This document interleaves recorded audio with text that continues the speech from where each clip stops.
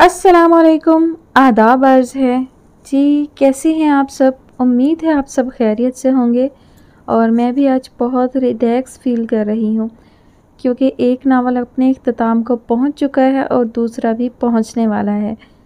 Novel की जानिब बढ़ने से पहले मैं तमाम सुनने वालों से एक रिक्वेस्ट करना चाहती हूँ कि मेरा एक दूसरा चैनल है उर्दू नोवेलरिया बाय निगहत डायरी। तो उस चैनल पर मैं वो नावल्स अपलोड कर रही हूँ जो इस चैनल से डिलीट किए जा चुके हैं। उन्हें दोबारा से एडिट करके जो भी उसमें मसला था वो दूर करके मैं उन्हें दोबारा अपलोड कर रही हूँ अपने दूसरे चैनल पर। तो काफ़ी अरसा हो गया है, उस पर सब्सक्राइबर जो हैं वो स्टॉप हो चुके हैं ऑलमोस्ट, यानी व्यूज़ तो आ रहे हैं, वॉच टाइम भी पूरा हो गया है, लेकिन सब्सक्राइबर जो हैं वो अभी काफ़ी शॉर्ट हैं। तो मैं टाइम नहीं मिल सका मुझे, क्योंकि इस चैनल पर 2 नावल्स मैं कर रही थी, तो उस चैनल पर अपलोड करने के लिए मैं कोई भी नावल और उसकी एपिसोड जो है वो रेडी नहीं कर सकी। तो आप सबसे रिक्वेस्ट है कि उस चैनल को भी थोड़ा सा टाइम दें, और जिन्होंने पुराने नावल्स नहीं सुने वो उस चैनल पर जाकर सुन सकते हैं, और इंशाल्लाह बहुत जल्द उस पर बाकी अपलोड्स भी शुरू हो जाएंगे। अभी थोड़ा सा वक्त जो है वो मैनेज करना मुश्किल हो रहा है, मौसम चेंज हो रहा है, घर की मसरूफियत भी थोड़ी बढ़ गई है, और उसके अलावा आप सबको मालूम है कि अब दिन जो हैं वो छोटे होना शुरू हो चुके हैं, तो थोड़ा सा टाइम मैनेज करना जो है वो मुश्किल हो जाता है। खैर, आप सबसे ये रिक्वेस्ट करनी थी कि दूसरे चैनल को भी सब्सक्राइब करें और उस पर मौजूद नावल्स भी सुन लें जिसको पसंद आए। और आप लोगों ने जो फरमाइशें की हुई हैं पुराने नावल्स में से कि उन्हें अपलोड करें, तो इंशाल्लाह बारी बारी सभी नावल्स अपलोड हो जाएंगे। लेकिन मसला ये है कि अभी मुझे टाइम नहीं मिल रहा और मैं सारे नावल एक साथ तो अपलोड नहीं कर सकती हूँ। थोड़ी सी ये बात आप समझा करें कि जब भी कोई वीडियो मैं एडिट करती हूँ तो उसको फ़ोन में ट्रांसफ़र जब होना होता है, एडिट होके जब वो सेव होती है तो वो काफ़ी टाइम लेती है। तो जब मैं ऑलरेडी इधर 2 नावल्स की एपिसोड रेडी कर रही हूँ तो वो काफ़ी टाइम लेती है, उसकी रिकॉर्डिंग, फिर उसकी एडिटिंग, और उसके बाद जब फाइल सेव होती है, ट्रांसफ़र होती है मोबाइल में, तो मेरा मोबाइल मुसलसल इंगेज रहता है। मुझे तो काफ़ी दिन गुजर जाते हैं, मैं बात नहीं कर पाती हूँ किसी से, यानी कॉल नहीं कर सकती हूँ, मैं राब्ते में नहीं रह पाती हूँ। बस व्हाट्सएप पे थोड़ा बहुत हो जाता है राब्ता, दोस्त हैं, फैमिली हैं, तो सबसे कनेक्ट रहना होता है मुझे।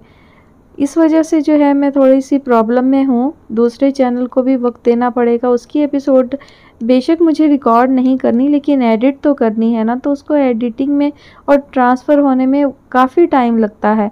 तो इसी वजह से मैं जो है एक साथ इतनी देर तक मोबाइल को इंगेज नहीं रख सकती। आखिर मुझे भी मोबाइल की ज़रूरत होती है, मुझे भी सबसे रब्ता करना होता है। तो इस वजह से मैं जो है वो सारी चीज़ें एक साथ मैनेज नहीं कर पाती हूँ। थोड़ा सा टाइम लगेगा तो दूसरे चैनल पर अपलोड भी दोबारा से शुरू हो जाएंगे, और मैं कोशिश करती हूँ कि वहाँ जो नावल मैं शुरू करूँ उसकी सारी एपिसोड जो है वो पहले से रेडी कर लूँ, आप लोगों को, सुनने वालों को उसका इंतज़ार ना करना पड़े। वो क्योंकि रिकॉर्डेड है, सिर्फ एडिटिंग करनी होती है, तो उसमें ज़रा टाइम मुझे कम लगता है और वो जल्दी रेडी हो जाती है। बढ़ते हैं हम अपने नावल की जानिब। नावल जिसका नाम है ख्वाब सराय, मुसन्निफ़ा है आलिया बुखारी, और आज आप सब सुनने जा रहे हैं इसकी लास्ट एपिसोड। हाँ, ये बल्कीस ने बताया था दोपहर में कि कोई मेहमान आकर ठहरे हैं ऊपर की मंजिल में, गालिबन कोई लड़की। पापा कहते हुए ज़रा रुके तो बल्कीस भाभी ने फ़ौरन ही पुरजोश अंदाज में लुकमा दिया। खाली लड़की ही नहीं, उसके साथ बच्ची भी है। ऐसे कोई जवान लड़की किसी के घर आ जाए तो 100 वहम उठते हैं। पापा ने महज उनकी तरफ देखा था, वो गड़बड़ाकर खामोश हो गईं। फिल वक्त उसका कोई नहीं है बाबा, एक छोटी सी बच्ची के साथ वो कहाँ जाएगी? उसका शोहर गया हुआ है, वापस आए तो ये मसला भी हल हो जाएगा। एक मुख्तसर सी तफसील कुछ हाजिर कुछ गायब रखकर उन्होंने बाबा की खिदमत में पेश की। किसी के काम आना नेकी है, पहले ही हम बड़े भारी गुनाहों के नीचे आए हुए हैं। कोई बेसहारा अगर यहाँ है तो उसे रहने दो, क्या फ़र्क पड़ता है? बाबा ने दर्द मंदी से बात पूरी की और फिर बेनियाजी से वकार भाई से कोई बात करने लगे। सजाद ने शुक्रगुजार निगाहों से बाबा की तरफ देखा। बल्कीस भाभी उकताकर बाहर निकल गई। अब आप भी आराम करें, रात काफ़ी हो रही है। वकार उठे तो साथ ही सब। सजाद, बाबा ने उन्हें पुकारा तो वो दरवाजे से निकल रहे थे। जी, मुझसे कुछ कह रहे हैं? हाँ, अपने सबसे ख़ास मेहमान के बारे में पूछना था, उन्होंने मेरी दावत कबूल की या नहीं? آپ کی دعوت کون ٹھکرا سکتا ہے بابا؟ وہ مسکراتے ہوئے قریب آئے۔ آ رہے ہیں وہ اس ہفتے۔ ثانیہ نے تو ٹھکرا دی، تمہارے جانے کے باوجود بھی نہیں آئی۔ وہ اچانک ہی بے حد اداس ہونے لگے۔ ٹھکرائی نہیں ہے، محض ضد میں آئی ہے، مان جائے گی۔ پتہ نہیں انہیں سجاد کی یقین دہانی پر کتنا یقین آیا۔ پورے عزت اور احترام کے ساتھ کوئی کسر رہنے مت دینا سجاد۔ ان کی آواز میں ہلکی سی لرزش آئی۔ آپ فکر نہ کریں بابا، بس آرام کریں۔ وہ دونوں ہی شاید ایک دوسرے کی تسلی کی خاطر ہی مسکرائے تھے، اور جو کچھ ابھی انہوں نے بابا کو مطمئن کرنے کے لیے کہا تھا کیا واقعی سچ تھا؟ نیم روشن سیڑھیوں پر سے اوپر جاتے ہوئے سجاد کے چہرے پر پھیکی سی مسکراہٹ آئی۔ وہ محض ایک مصلحت بھرا جھوٹ ہے جو بابا کی ضعیفی، ان کی بیماری کے خیال سے بولا گیا ہے۔ انہیں ثانیہ یاد آئی، اس کے تیور یاد آئے، اور یہاں اس خاندان کے ذکر پر اس کے چہرے پر پھیلی بیزاری بلکہ نفرت یاد آئی۔ کون اپنی زندگیوں میں جھیلی گئی ان تکلیفوں کو معاف کر سکتا ہے جو دوسروں کی مہربانی کے عوض حصے میں آتی ہیں؟ ہر شخص خون بہا لینے کے لیے تیار نہیں ہوتا۔ ان کی ساری توجہ سامنے رکھے لیپ ٹاپ پر تھی۔ دروازے پر ہونے والی دستک نے ان کے انہماک کو توڑا۔ عمر اندر آیا تھا۔ آپ ابھی تک بیٹھی ہیں، پتہ بھی ہے کیا ٹائم ہو رہا ہے؟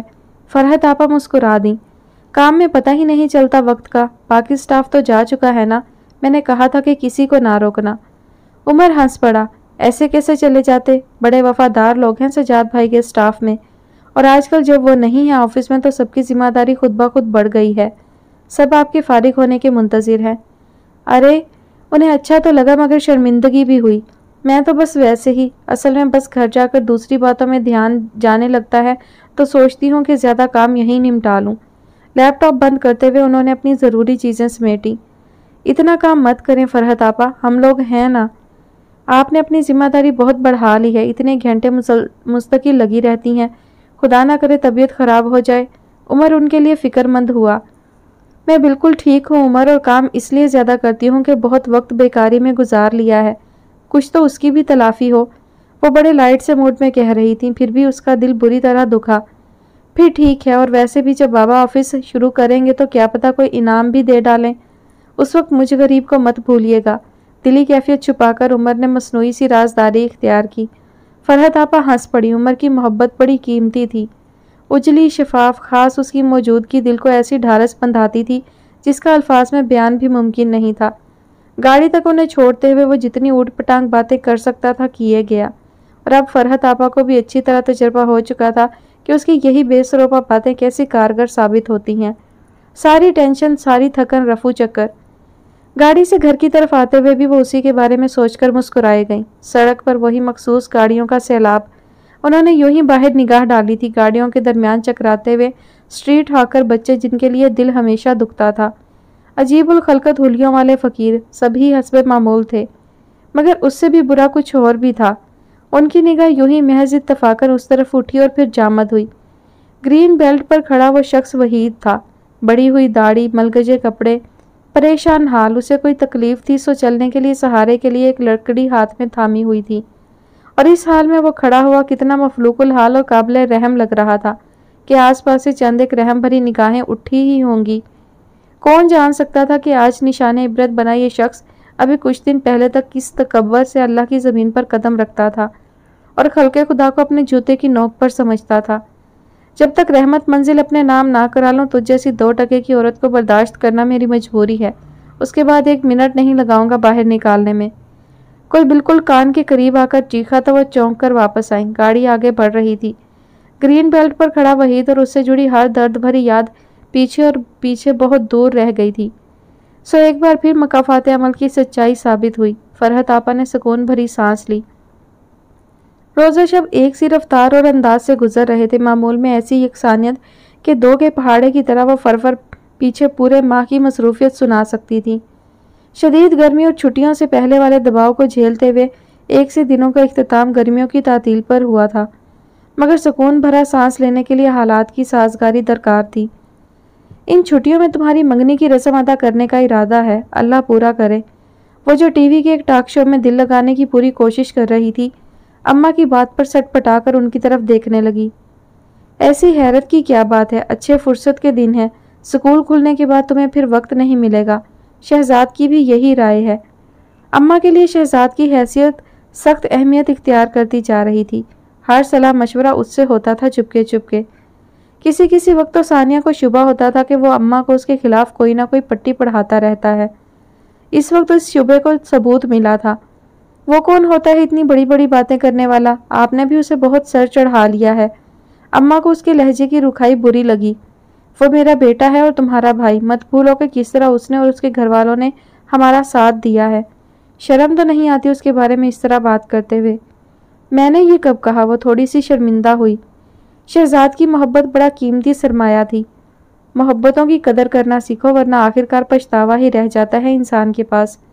جو پیار کرتے ہیں وہ بہت خاص لوگ ہوتے ہیں، اور مجھے ڈر ہے کہ تم انہیں کھو نہ دو۔ تخت سے اتر کر چپل پہنتے ہوئے انہوں نے بنا اس کی طرف دیکھے کہا، اور پھر کچن کی طرف چلی گئی۔ چند لمحے وہ یوں ہی گمسم بیٹھی رہی۔ اماں کی باتوں سے ایسا لگتا تھا کہ وہ اسے ناشکرا ٹائپ سمجھنے لگی ہیں، اور شاید ٹھیک ہی تھی، وہ ایسی ہی تھی، اصل بات پیچھے ہی رہ گئی تھی۔ دل ہی دل میں الجھتی وہ کچن کے دروازے میں آ گئی۔ یہ منگنی رہنے دیجیے، بیکار کا خرچہ ہے۔ خرچہ کیسا؟ زمانے میں ہوتی آئی ہیں، اس میں ہم کوئی دنیا سے الگ تھوڑی ہیں۔ وہ اس کی طرف سے پشت کیے ہوئے اپنی ہنڈیاں بھوننے میں مصروف تھیں۔ دنیا کے پاس تو پیسہ ہے، وہ بھی بے شمار، جو چاہیں کریں۔ انہیں تو پتہ بھی نہیں چلتا کہ کہاں سے آ رہا ہے اور کہاں جا رہا ہے۔ نہ چاہتے ہوئے بھی وہ تلخ ہوئی تھی۔ ہم بھی کوئی فقیر نہیں ہیں، ہزاروں لاکھوں سے بہتر ہیں، شکر ہے مالک کا۔ مزید کچھ کہنا پھر سے ناشکرے پن کی صف میں کھڑا کرتا، لیکن اماں کے ارادے سخت گھبراہٹ میں مبتلا کر رہے تھے۔ بہرحال یہ منگنی وغیرہ فضول ہے، مجھے نہیں اچھی لگتی، بیکار۔ ہمیں اچھی لگتی ہیں، ہماری خوشی ہے۔ خوشی کا کوئی یہی طریقہ تو نہیں رہ گیا ہے؟ تمہارا مسئلہ کیا ہے اصل؟ چولہے کی آنچ دھیمی کر کے وہ جھنجھلا کر مڑی۔ رشتے پر رضامندی تم نے خود دی ہے، کوئی زبردستی نہیں کی ہم نے، پھر اب اس طرح کیوں ضد بحث باندھ لی ہے؟ ٹھیک ہے، منگنی نہ صحیح، سیدھے سیدھے شادی کی تاریخ مقرر کر لیتے ہیں، وہ کہتی ہوئی باہر نکل آئی۔ ثانیہ کو اپنی غلطی کا شدت سے احساس ہو رہا تھا۔ حماقت کی بھی حد تھی کوئی، فرار کی کوئی یہی ایک آخری راہ تو نہیں رہ گئی تھی۔ اماں، بڑے مصالحت آمیز انداز میں اس نے ان کے کندھے پر ہاتھ رکھا۔ ابھی سب کچھ ایسے ہی رہنے دے جیسے چل رہا ہے، ویسے ہی چلنے دینا۔ میں آپ کو چھوڑ کر کہیں نہیں جانا چاہتی، پلیز سمجھنے کی کوشش کریں میری بات کو۔ اماں کی آنکھوں میں عجیب سی کیفیت اتری اور لمحے بھر کے لیے ثانیہ کو وہ کمزور پڑتی محسوس ہوئی، لیکن یہ شاید اس کا وہم بھی تھا۔ سب لڑکیاں ایسے ہی کہتی ہیں اور سب ماں باپ ان کے بغیر رہنا سیکھ لیتے ہیں۔ یہاں تو کوئی ایسی دوری بھی نہیں ہے۔ اصل میں تو ہمیں صرف اپنی چلانے کی عادت ہوتی جا رہی ہے، دوسروں کی خوشیوں اور احساسات کی پرواہ کرنی بالکل چھوڑ دی ہے تم نے۔ کوئی ایک مثال دیں؟ بحث بھی عادت میں شامل ہوتی جا رہی تھی۔ دو دے سکتی ہوں، وہ طنزیہ سی مسکراہٹ کے ساتھ اسے دیکھ رہی تھی۔ فرح اور سجاد دونوں ہی نے کیا کچھ نہیں کیا ہمارے لیے، لیکن جو کچھ تم نے ان کے ساتھ کیا، کیا وہ اس کے مستحق تھے؟ مجھے صرف فرح سے شرمندگی ہے، دنیا میں وہ میرے لیے مخلص ترین ہستی ہے۔ چلو شکر ہے کسی کا تو احساس ہے۔ اور سجاد، اس غریب نے کیا برا کیا؟ ان کی نگاہ ثانیہ کے چہرے پر جمی۔ اعلان لا تعلقی کے باوجود بھید کھلنے کا ذرا ڈر اپنی جگہ آج بھی تھا۔ سب کچھ اب پیچھے جا چکا ہے اماں، اور اس سے کیا فرق پڑتا ہے کہ کس نے اچھا کیا یا برا؟ بہت فرق پڑتا ہے، اور میری اور تمہاری تو پوری زندگی پر فرق پڑتا ہے۔ نہ آتا وہ اس دن جب وہ بدبخت وحید اور تمہاری ممانی مل کر وہ گھناؤنا۔ ثانیہ کا دل بہت زور سے کانپا۔ پوری زندگی کا نقشہ بدل جانا تھا محض لمحوں کے فرق سے۔ تم نہ سمجھو نہ مانو، پر میرا تو رواں رواں احسان مند ہے سجاد کا۔ ایک اچھے انسان کو کسی دوسرے کے کیے ہوئے عمل کی سزا دینا بھی کوئی انصاف ہے؟ ان کا کہا ہر لفظ بجا تھا، اور کسی ایک بات کی بھی تردید بحث کے علاوہ کچھ نہیں تھی، اور اب تو میں جیسے ہمت بھی جواب دیے جا رہی تھی۔ بہت بھاری دل کے ساتھ وہ اٹھ کھڑی ہوئی، دروازے پر دستک ہو رہی تھی۔ شہزاد یا اس کی امی؟ مستقل آنا جانا ان کا ہی تھا، سو اس وقت بھی شہزاد ہی تھا۔ کل چلیں گے کراچی میں، اور آپ صبح تیار ہو جائیے گا، میں چھٹی لے آیا ہوں۔ ثانیہ اس کے پیچھے آنے کی بجائے وہیں رکی کھڑی تھی۔ اتنی نئی اور قیمتی گاڑی؟ اس کی نگاہ حیرت سے جمی۔ شہزاد یہ گاڑی؟ وہ برآمدے میں آئی۔ میرے دوست کی ہے، اماں کو لانے لے جانے کے لیے ہی ہے، وہ سرسری سے انداز میں کہہ رہا تھا۔ شہزاد کے دوست؟ غور سے اس کی طرف دیکھتے ہوئے ثانیہ نے سوچا۔ کوئی ایک وجہ بھی نہیں تھی اس کی بات کا یقین کرنے کی۔ یہ گاڑی کس کی ہے شہزاد؟ کہا تو ہے میرے دوست کی ہے، بے فکری سے کہتے ہوئے وہ شاید ثانیہ کا بدلا ہوا لب و لہجہ نوٹ نہیں کر سکا تھا۔ سچ سچ بتاؤ، جھوٹ مت بولو۔ وہ بالکل اس کے سامنے آ کر کھڑی ہوئی اور نگاہ اس طرح اس کے چہرے پر جمی جیسے ہر راہ فرار بند کرتی ہو۔ کیا ہو گیا ثانیہ آپا، کیوں جھوٹ بولوں گا آپ سے؟ ایک کھسیائی سی مسکراہٹ خود اس کے اپنے خلاف گواہی دے رہی تھی۔ ثانیہ کے دل پر بوجھ سا آ گرا۔ ہمیشہ سچ بولنے والے کبھی جھوٹ بولنا بھی چاہیں تو پکڑے جاتے ہیں۔ تم بھی جھوٹ نہیں بولتے، اسی لیے نہیں بول پائے۔ وہ جو ابھی تک بڑا مگن تھا ایک دم چپ سا ہوا۔ آپ کو غلط فہمی ہوئی ہے، لہجہ پہلے سے بھی زیادہ کمزور۔ اب خود ہی بتاؤ گے یا یہ پہیلی بھی مجھے ہی پوچھنی پڑے گی؟ کس کی گاڑی ہے یہ؟ کمرے سے باہر آتی ہوئی اماں کے قدم دروازے کی چوکھٹ پر ہی جمے۔ کہاں جا رہے ہو اماں کو لے کر؟ محض ڈاکٹر کے پاس تو ہرگز بھی نہیں۔ ٹھیک کہہ رہی ہوں نا میں؟ جواب تو دو۔ پتہ نہیں آپ کیا سمجھ رہی ہیں، ہمیں کس کے پاس جانا ہے؟ ظاہر ہے ڈاکٹر کو ہی دکھانا ہے، اماں کو پہلے ہی لیٹ ہو گئے کئی دن۔ سامنے کھڑی اماں کو دیکھ کر شاید اسے اچھی خاصی سپورٹ حاصل ہوئی تھی۔ اچھا، اور یہ اتنی بڑی نئی گاڑی تمہیں لے جانے کے لیے فری ملی ہے؟ اتنے امیر لڑکوں سے کب سے تمہاری دوستی ہو گئی ہے جو تم پر اتنے مہربان بھی ہیں؟ میرے سارے دوستوں کو آپ نہیں جانتی، اسی لیے بیکار کے شک میں پڑ رہی ہیں۔ خود کو سنبھال کر وہ بڑے سرسری سے انداز میں کہتا ہوا ثانیہ کے پاس سے گزر کر آگے بڑھتا جا رہا تھا کہ ثانیہ نے اس کا بازو تھاما۔ میں تم سے صرف اس کا نام پوچھ رہی ہوں جس نے یہ گاڑی بھیجی ہے۔ میں نے کہا نا آپ۔ شہزاد کو اس بار اماں نے ہاتھ کے اشارے سے خاموش کیا تھا۔ مجھ سے پوچھو، میں بتاتی ہوں اس کا نام۔ ان کے لہجے میں بڑا ہی عجیب سا تاثر تھا، کسی راز کے افشا ہونے سے پہلے والی سنسنی جیسا۔ وہ چلتی ہوئی ثانیہ کے قریب آئیں۔ یہ سجاد کی گاڑی ہے اور اس نے مجھے بھیجی ہے آنے کے لیے۔ بس ہو گئی تسلی تمہاری؟ یا پھر وہ سب بتاؤں جو تمہیں پہلے ہی پتا ہے؟ بنا کسی تمہید کے انہوں نے اسے اطلاع دی۔ ثانیہ کے لب ہلکے سے کھلے اور پھر بند ہو گئے۔ پوچھنے کے لیے 1100 سوال، شروع کیا بھی جائے تو کہاں سے؟ حیرت کا ایک عالم تھا جو اس پر سے گزرا۔ اماں کب اس حقیقت سے واقف ہوئیں جس نے زندگیوں کو تہہ و بالا کرنے میں کوئی کسر نہیں چھوڑی تھی؟ اسے یاد کرنے پر بھی کوئی ایک کمزور لمحہ یاد نہیں آیا اماں کے سامنے راز کے کھلنے کا شبہ بھی اسے گزرا ہو۔ آج اس لمحے تک بھی اسے یقین تھا کہ حقیقت صرف اس کے سجاد کے اور بابا کے درمیان تک ہی محدود ہے، مگر یہ صرف اس کی بے وقوفی تھی۔ آپ کو کس نے بتایا؟ کم از کم تم نے تو نہیں۔ اماں کا لہجہ سرد تھا۔ میں نے منع بھی کیا تھا انہیں، لیکن وہ ہر بات ایسی ضرور ہی کرتے ہیں جس سے مجھے تکلیف پہنچے۔ وہ جیسے تھک کر تخت کے کنارے بیٹھی۔ سجاد یہاں تک آیا اور تم نے مجھے بتانا تک گوارا نہیں کیا۔ اگر شہزاد اسے نہ دیکھتا تو میں یہ کیسے جان پاتی کہ وہ ان کھوئے ہوئے رشتوں کو لے کر… شہزاد نے ثانیہ کی گلہ کرتی نگاہ خود پر جمتی محسوس کی۔ غلط نہیں سمجھے ثانیہ آپا، میں تو صرف آپ کو خوش دیکھنا چاہتا ہوں۔ میں نے جو بھی کرنا چاہا وہ صرف اس لیے کہ مجھے لگا یہ آپ کے لیے سب سے بہترین ہے۔ وہ آگے بڑھ کر گھٹنوں کے بل اس کے قریب زمین پر بیٹھا بہت لجاجت سے کہہ رہا تھا۔ ثانیہ نے ہلکے سے اس بات میں سر ہلاتے ہوئے ہتھیلی سے اپنی نم ہوتی آنکھوں کو رگڑا۔ وہ یہ نہ بھی کہتا تو وہ جانتی ہی تھی، مگر کاش وہ ایسا نہ کرتا۔ خدا کا شکر ہے کہ میں تمہارے ابا کے آگے سرخرو ہوئی، تمہیں تمہارے خاندان کے سپرد کر کے مرنے سے پہلے سکون کا سانس لے سکوں گی۔ اب میرا خاندان آپ اور شہزاد ہیں اماں، ان لوگوں سے ہمارا کوئی واسطہ نہیں ہے۔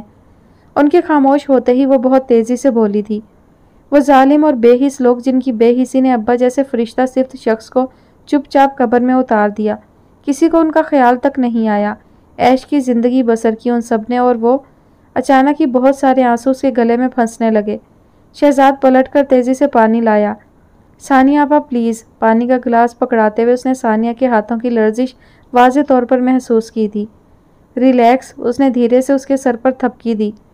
آپ انہیں معاف کر سکتی ہیں تو بے شک کر دیں، لیکن میں اپنے ابا کے قتل کو معاف نہیں کر سکتی۔ جو کچھ اس روز ہمارے ساتھ ہوا جب 10 منٹ کے نوٹس پر ہم نکالے گئے، وہ محض ایک جھلک تھی ان دلوں کی سختی کی۔ کیا آپ کو اس کے بعد بھی ان سے اپنا کوئی رشتہ محسوس ہوتا ہے اماں؟ پانی کا گلاس ابھی تک اس کے ہاتھ میں ہی تھا اور چہرہ اتنی سی دیر میں ہی زرد ہو گیا تھا۔ اماں نے اس کے لہجے کی قطعیت کو بہت نزدیک سے محسوس کیا تھا، اور تکلیف کے اس حد سے کہیں آگے جاتے احساس کو بھی جس سے وہ کب سے گزر رہی تھی۔ اتنا حساس ہو کر نہیں جیا جاتا بیٹا، ایسے کیسے زندگی؟ جینا چاہتا بھی کون ہے اماں؟ زندگی بسر ہی تو کرنی ہے، کر لیں گے پلیز۔ ایک ٹھنڈی سانس لیتے ہوئے وہ اٹھ کھڑی ہوئی اور پھر بنا ان دونوں کی طرف دیکھے تیزی سے کمرے میں چلی گئی۔ اماں اور شہزاد دونوں ہی نے ایک دوسرے کی طرف دیکھا۔ ہم بس سے چلے چلتے ہیں، میں سجاد بھائی کی گاڑی واپس بھجوا دیتا ہوں اماں۔ شہزاد نے ان کی نگاہوں میں لکھی تحریر پڑھی تھی۔ اماں نے اس بات میں سر ہلایا اور ٹھیک اس جگہ بیٹھی जहाँ से अभी सानिया उठकर गई थी। उनके चेहरे पर गहरी फिक्र छाई थी। घर पर बड़ा पुरसकून सा सन्नाटा फैला था। अजीज़ों अकारब की मुबारकबादें, दावतें इख्तिताम पजीर हुईं और अहले खाना अपनी अपनी मसरूफियत की तरफ पलटे। घर के बड़े सारे लाउंज में बल्कीस भाभी अकेली ही थी, सोफे पर बैठी किसी गहरी सोच में गुम। सामने कॉरिडोर से आती हुई समीना ने एक निगाह उन पर डाली और फिर खामोशी से खिड़कियों की तरफ बढ़ गई। पर्दे हटाए, खिड़कियां खोलीं। सुबह की नरम धूप, ठंडी हवा, माहौल में खूबसूरती का एहसास बढ़ता हुआ महसूस होने लगा। समीना जरा रुककर सामने फैले सब्जे को देखे गईं। तभी ऊपर से बच्ची के रोने की आवाज़ सुनकर उन्होंने बेसाख्ता पलट कर लाउंज से ऊपर जाती हुई सीढ़ियों की तरफ देखा। मालूम नहीं क्या तकलीफ थी उस बच्ची को, इस बेताबी से रोना। उन्होंने सोचते हुए बल्कीस भाभी पर एक चोर सी निगाह डाली। वहाँ हस्बे तवक्का पेशानी पर गहरी शिकन पहले से ही मौजूद थी। क्या नहूसत फैली हुई है इतने दिन से हर वक्त रोना। बच्ची है या मुसीबत, मुझे तो वहम आने लगा है इसके हर वक्त के रोने से। पता नहीं बाबा निकाल कर बाहर क्यों नहीं करते माँ बेटी को। लहजे में वही अजली रौनक जो सामने वाले की हैसियत को लम्हे में 2 कौड़ी का करती थी। बेसहारा हैं बेचारी, ऐसे ही तो कोई किसी के यहाँ नहीं आकर बैठ जाता। कोई और ठिकाना नहीं होगा जब ही तो यहाँ आकर। क्यों नहीं है सहारा? वो जो यहाँ लेकर आए हैं किसी रिश्ते के बगैर थोड़ी लाए हैं। गजब खुदा का, सबने आंखें बंद कर रखी हैं। जो कुछ हो रहा है किसी को भी नजर नहीं आ रहा। उन्होंने बेताबी से बात काटी। समीना ने नागवारी से ज़ेरे लब ही कुछ कहा। ऐसी बेशर्मी खुदा की पनाह, कोई पूछने वाला नहीं है। सब असूल कायदे ख़त्म हो गए हैं। मैं तो ये सोचकर डर रही हूँ कि जिस वक्त ख़ानदान वालों को पता चलेगा उस लड़की के बारे में, उस वक्त क्या जवाब देंगे हम लोग। उनकी सरासीम की रोज़ ब रोज़ बढ़ती जा रही थी। खदशात इतने ज़्यादा कि लगता था अभी आला अदालत से सज़ा सुनाई जाने वाली है। समीना को उन्हें टोकना ही पड़ा। आप फिक्रमंद मत हों, जो भी सवाल जवाब होगा उसके लिए बाबा मौजूद हैं। क्यों बाबा क्यों? सजाद से क्यों नहीं पूछा जाता कि ये लड़की और ये बच्ची कौन है? कहाँ से लाया है वो इन्हें? क्या ताल्लुक़ है उसका सजाद से? वो और भी दिल मिलाईं। आप पूछ लें, आपको किसने रोका है? समीना तलखी से कहती हुई अपने कमरे की तरफ चली गई। यहाँ रुककर उनसे बहस में उलझना बेवकूफ़ी थी। बल्कीस भाभी उन्हें जाता देखकर और भी ज़ोर से पुकारी। पूछ लूँगी, मुझे किसी का डर नहीं लगा हुआ और ना ही मुझे इस तरह मुनाफकत करनी आती है। गलत को गलत ही कहूँगी, हमेशा तुम्हारी तरह खुशामद नहीं करती हूँ। फ़ायदे हासिल करने के लिए मेरी तरह होकर तो दिखाओ पहले। समीना बेगम बिना मुड़कर देखे अपने कमरे में चली गई। सारी चीख पुकार यूं ही बेमज़ा गई। मुझ जैसी कुर्बानियाँ कोई देकर तो दिखाए।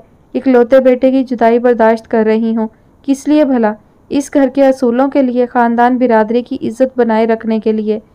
अब अगर कोई और आकर इस सारे सिस्टम को ठोकर मारेगा तो मैं उसे बख्शने वाली नहीं हूँ। वो ज़ोर ज़ोर से कहे गई, इस बात से बेनियाज की कोई सुन भी रहा है या नहीं। और जब दिल की भड़ास अच्छी तरह निकल गई तो जाकर सीढ़ियों पर खड़ी हो गई। बच्ची अभी तक रो रही थी। चुप करा लो इसे या मैं ऊपर आकर चुप कराऊं? वो बहुत बदलिहाजी से चीखी। ऊपर के लाउंज में बच्ची को लेकर टहलती हुई नैनी ने सहम कर बच्ची को गले लगाया। ये बातें रोज़ का मामूल थी, लेकिन मामूल का हिस्सा बनने के बजाय और भी तकलीफदेह होती जा रही थी। कभी कभी तो नैनी को लगता जैसे वो उसे धक्के मारकर घर से बाहर करेंगी। किसकी नहूसत लाकर हमारे सर पर डाल दी? जिसकी औलाद है वह खुद क्यों नहीं संभालता, या फिर हिम्मत ही नहीं है अपनी औलाद को अपनाने की उसमें। आज उनका जलाल ज़ोर से ज़्यादा था और अगर उन्हें पता चल ही जाए तो वो किसकी औलाद पर अपना गुस्सा कर रही हैं, पता नहीं उनका क्या रिएक्शन हो। वही तो थी उनके बेटे को जुदा करने वाली, जिसको वो उठते बैठते बद्दुआएं देती थी। मक्कार, आवारा, जादूगरनी। उसने उन्हें खुद कहते हुए सुना जब वो फैज़ी को याद करती थी। वो कुछ और भी उदास हुई, दिल पर अजब अंदाज में चोट पड़ती थी। पता नहीं कहाँ होगा। इतने दिन गुजर जाने के बाद भी यकीन नहीं आता था कि वो उनसे इतना लाताल्लुक़ हो सकता है कि मुड़कर खबर ही ना ले, ना उसकी और ना आयशा की। एक बार अम्मी के यहाँ फ़ोन आया, उसके बाद कोई इतला ही नहीं। कहीं अम्मी नहीं तो उससे फैज़ी के बारे में छुपाना शुरू नहीं कर दिया? बहुत मुमकिन है कि वो उसे फैज़ी के फ़ोन के बारे में बता ही ना रही हों। थी तो ज़रा नामुमकिन सी बात, लेकिन उसके दिल को वहम ने घेरा। बच्ची शायद रोते रोते थक चुकी थी, इसीलिए नींद में महसूस हो रही थी। नैनी ने चंद लम्हे उसके सोने का इंतज़ार किया और फिर एहतियात से उसे बिस्तर पर लिटाकर फ़ोन लेकर बैठी। खामोशी के उन लंबे वक्फों में उसका आसरा था। यही क्या कम था कि वह अम्मी से या नाजी से बात कर सकती थी, उनकी खैरियत मालूम कर सकती थी, अपनी बता सकती थी। ऐसे में वो सजाद की और भी मशकूर होने लगती। اس کے چاروں طرف پھیلے اندھیرے میں ایک چھوٹا سا دیا اسی نے جلا رکھا تھا۔ ادھر گھر میں فون امی نے ہی اٹھایا تھا۔ وہ پریشان تھی اور ساتھ میں کنفیوز بھی۔ میری بیٹیوں نے مجھے سخت مایوس کیا۔ میری ساری سپورٹ کے باوجود اپنی اپنی زندگیوں میں سیٹ ہو کر ہی نہ رہیں۔ سب نے امی؟ نہیں، تم نے اور دیا نے۔ میری نازی تو بہت صابر اور قسمت والی نکلی۔ جو ہم نے چاہا اس نے مانا۔ تم دونوں کی طرح اپنی من مانی کرنے کھڑی نہیں ہوئی وہ۔ ان کی تنقید کی زد میں وہ خود بھی آ رہی تھی، پھر بھی دیا کے لیے امی کا اعتراف نینی کو بہت اچھا لگا۔ یہ تو ہے امی، اللہ نازیہ آپا کو بہت خوش رکھے۔ انہوں نے بڑی محبت کی ہم سب سے، شاید اسی کا صلہ۔ دھیرے دھیرے وہ بہت دل کی بات کہے گئی۔ تم نے بھی کس حد تک اپنے کیے کو نبھانے کی کوشش کر ہی لی۔ مجھے اور تمہارے ابا دونوں کو تم سے اب کوئی شکایت نہیں۔ خدا تمہاری مشکلوں کو آسان کرے۔ ابا نے اسے معاف کر دیا۔ وہ شرم سے پانی پانی ہوئی۔ اس کی ساری نافرمانی کو معاف کر دیا گیا۔ امی جب بھی ابا کے حوالے سے کچھ کہتی وہ خود اپنی نظروں میں گرتی تھی۔ ساری تکلیفیں، پریشانیاں اسی ایک جرم کے عوض محسوس ہوتی جو نوعمری کی جذباتیت کے تحت سرزد ہوا تھا۔ تم نے بہت مصیبت اٹھا لی، اب تو بس یہی دعا ہے کہ تم یہیں اپنے گھر میں پورے حق کے ساتھ بس جاؤ، بچی اپنوں کے ساتھ رہے۔ اس سے زیادہ خوش نصیبی اور کیا ہو سکتی ہے؟ وہ تو اسے دیکھنے کے بھی روادار نہیں ہیں امی، خاص طور پر فیضی کی امی۔ انہیں تو بچی کی آواز بھی برداشت نہیں ہے۔ کچھ افسردہ سی ہو کر اس نے حقیقت حال بتانا چاہی، مگر وہ ہلکے سے اللہ مالک ہے کہہ کر خاموش ہو گئیں۔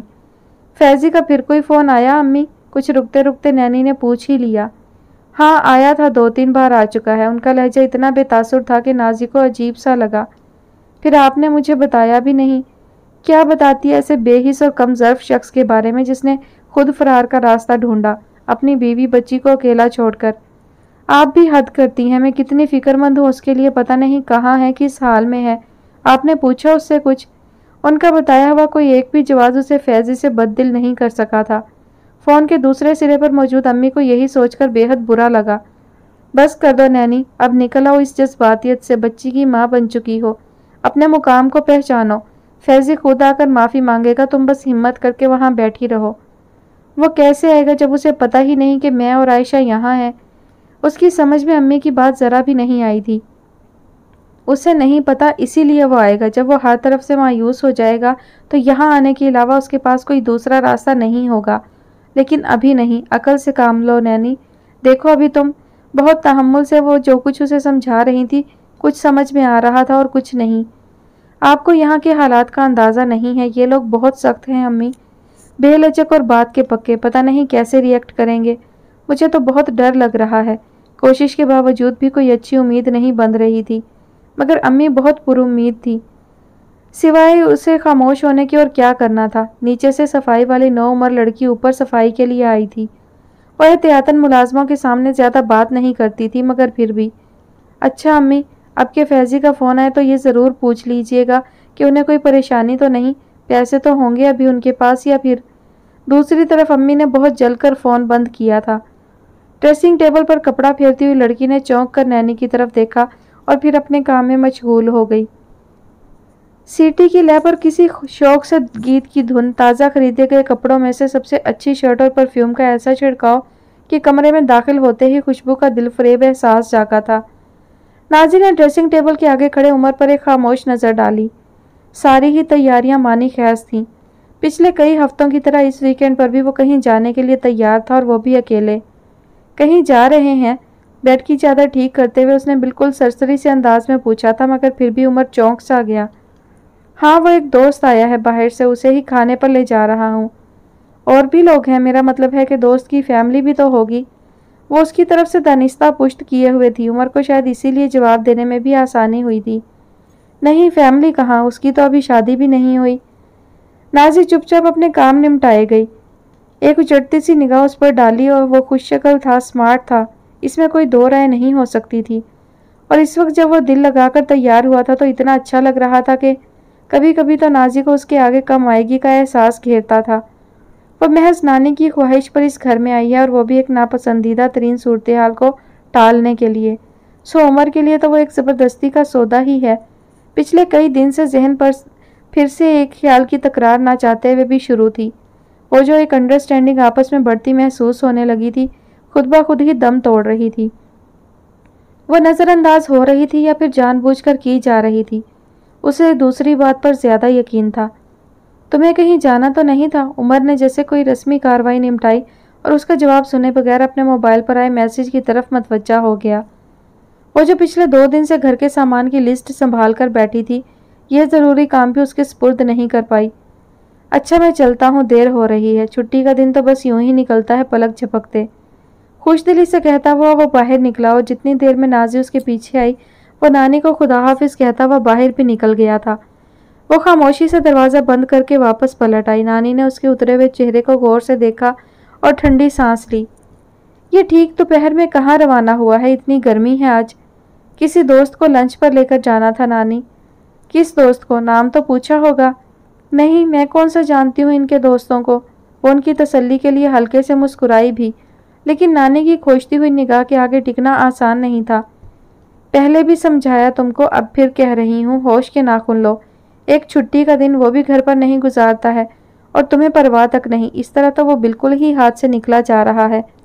नानी के लहजे में थकन थी और थोड़ी सी मायूसी भी। नाजी ने नोट किया था कि अब कुछ दिन से वो उमर को मुखातिब करना भी कम कर चुकी थी। मैं क्या करूं नानी, अब हर वक्त रोक टोक अच्छी भी तो नहीं लगती। होगा तो वही जो वो चाहेंगे। उसका सर इतना झुका हुआ था कि चेहरे के तासुरात नजर नहीं आ रहे थे। दिया का अपने शोहर से झगड़ा खत्म हुआ? वो मसूद से खुला ले रही है, शायद मुकदमा फाइल भी करा दिया है। नानी से छुपाना फजूल था, सो उसने सर उठाकर उनकी तरफ देखते हुए बता ही दिया। बुरा हुआ। चंद लम्हे खामोश रहने के बाद उन्होंने महज इतना ही कहा। अंदर सेल फोन बज रहा था। नाजी तेज कदमों से अंदर आई। दूसरी तरफ समी था। आज तुम और उमर भाई हमारी तरफ आ जाओ नाजी आपा, नानी को लेकर। बहुत दिन हो गए सबको मिलकर बैठे हुए, मज़ा आएगा। वो पुरजोश अंदाज में दावत दे रहा था। जब से दिया वापस आई थी, नाजी का जाना कतई तौर पर बंद था।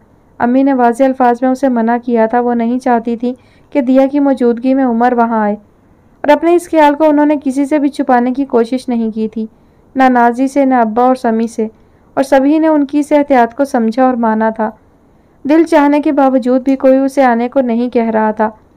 2-1 बार वो लोग खुद ही आकर मिल गए, मगर आज कुछ मुख्तलिफ था। सारी टेंशन भुलाकर नाजी मुस्कुरा दी। बस फिर तुम लोग आ रहे हो ना? दूसरी तरफ से समी पूछ रहा था। आज नहीं, आज तो उमर का किसी दोस्त के साथ प्रोग्राम है। अगला वीकेंड रख लो। अब अगला हफ्ता तो पता नहीं। नाजी को लगा वो हिचकिचा रहा है। असल में आज तो दिया घर पर नहीं है, किसी दोस्त के यहाँ दावत है। मैंने सोचा अच्छा मौका है, क्यों ना हम लोग मिलकर बैठें, वरना उसकी मौजूदगी में तो यह भी मुमकिन नहीं रहा।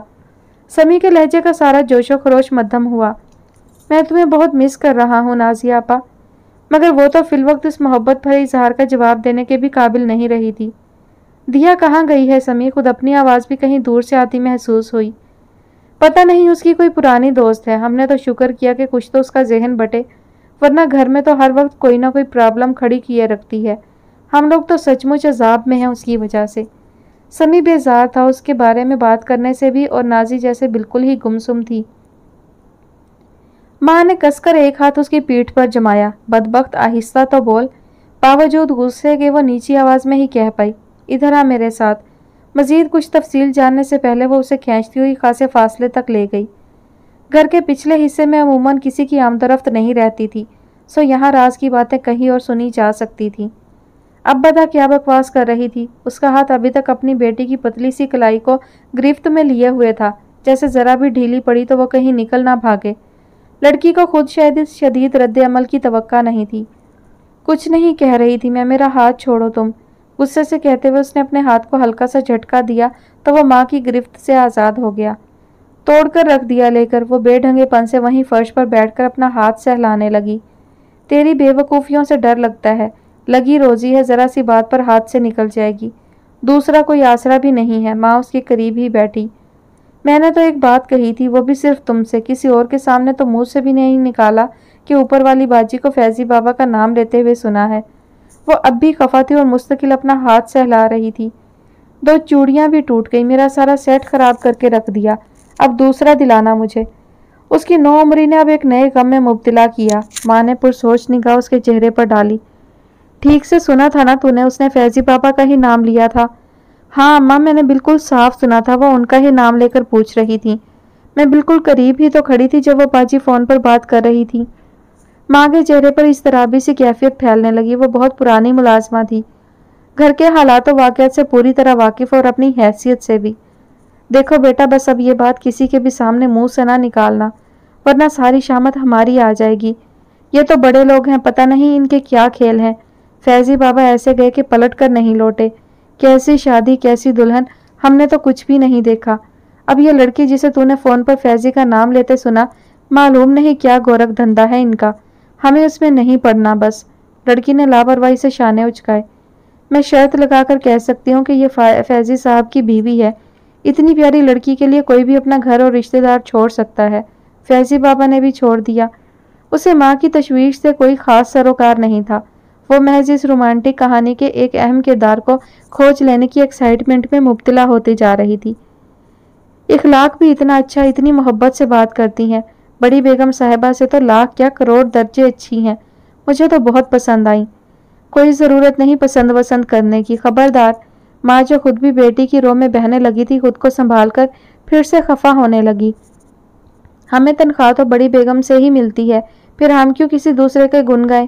اس طرح تو نمک حرامی ہوتی ہے، اللہ بھی حساب لے گا۔ اپنے طور پر اس نے مؤثر ترین نصیحت کی۔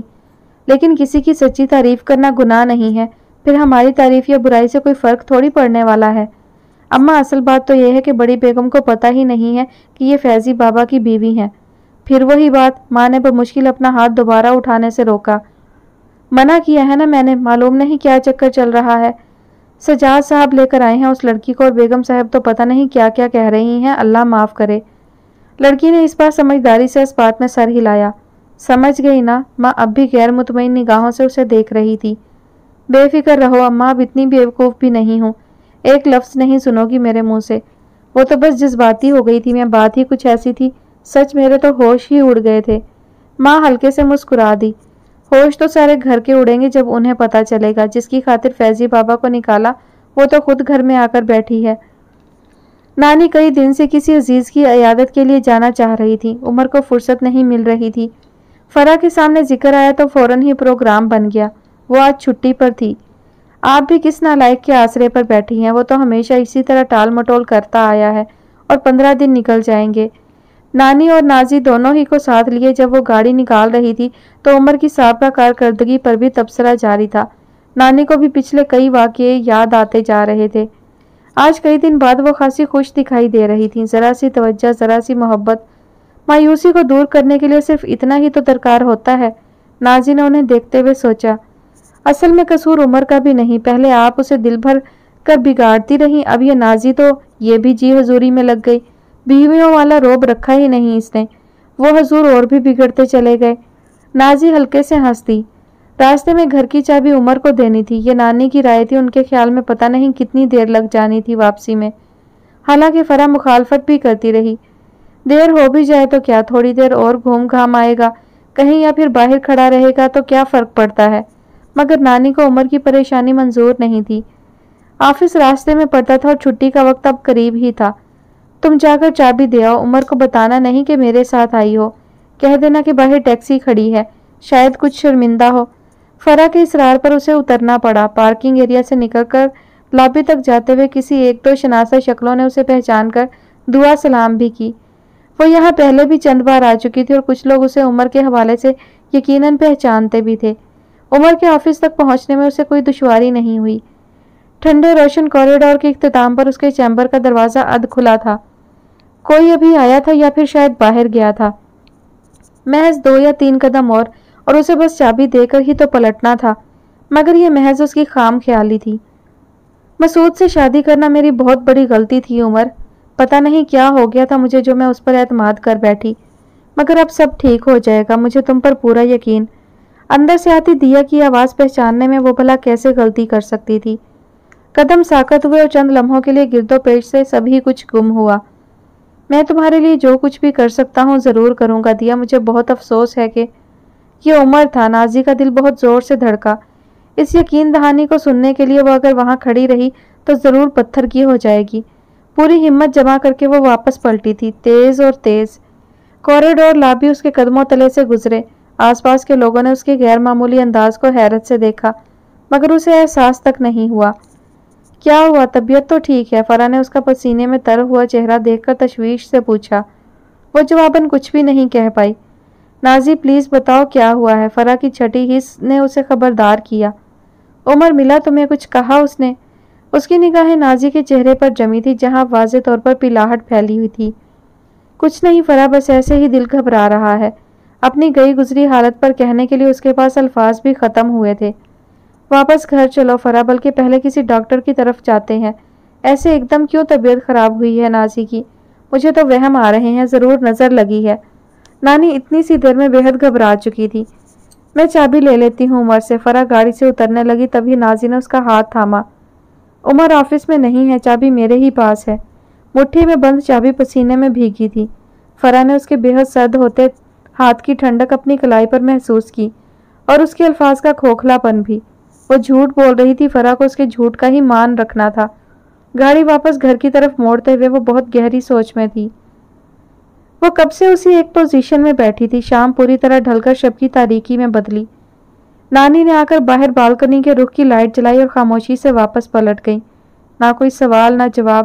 آج اسے اکیلے چھوڑے رہنا ہی بہتر تھا، یہ بات انہیں فرح سمجھا کر گئی تھی۔ عمر آیا تو وہ فرح کے ہاں جانے کا کہہ کر باہر نکل گئی۔ وہ دروازے بند کر کے لاؤنج میں آ کھڑا ہوا۔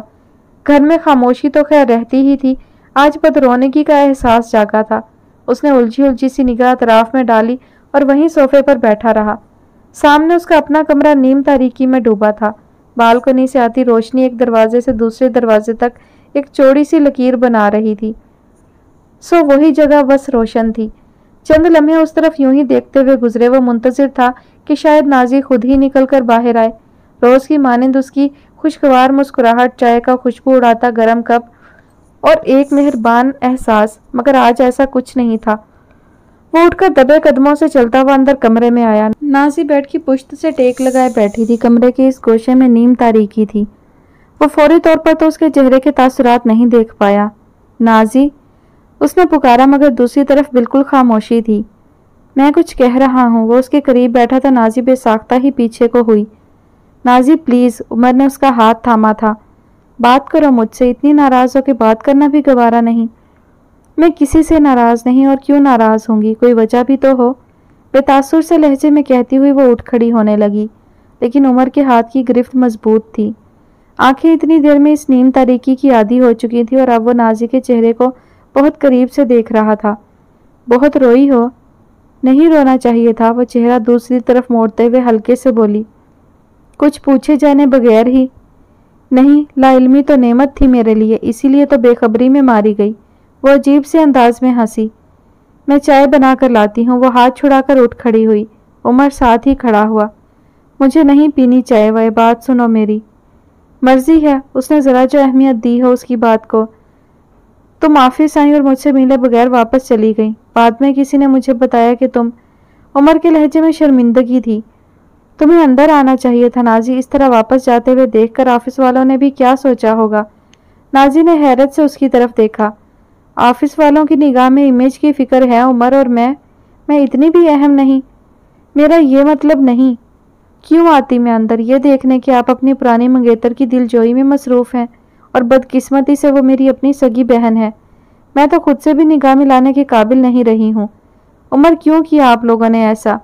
وہ نہ چیخی نہ چلائی۔ بہت تحمل سے دھیرے دھیرے اپنی بات کہتے ہوئے وہ حیرت انگیز طور پر خود کو سنبھال چکی تھی۔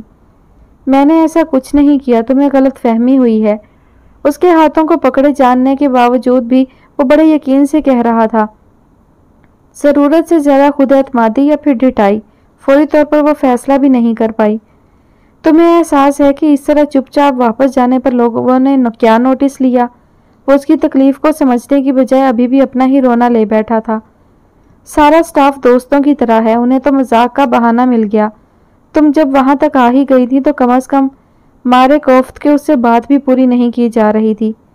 خیر یہ بتاؤ کیوں آنا ہوا تھا آفس؟ سو ثابت ہوا کہ وہ اس کی بات کو، اس کی تکلیف کو ذرا سی بھی اہمیت دینے کے لیے تیار نہیں۔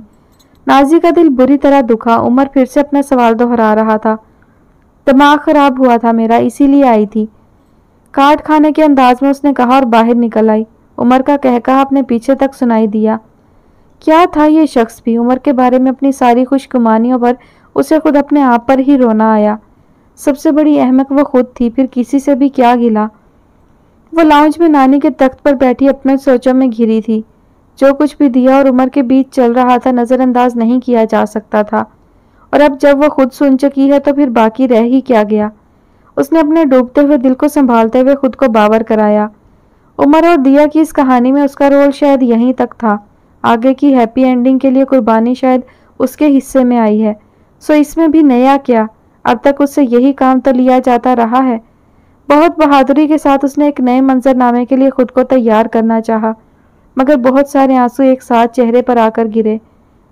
खाना गर्म नहीं किया अब तक? उमर खड़ा पूछ रहा था। वो एक लफ्ज कहे बगैर किचन में चली आई। जहन की रो एक बार मुख्तलिफ ही सिमत में चल पड़ी थी।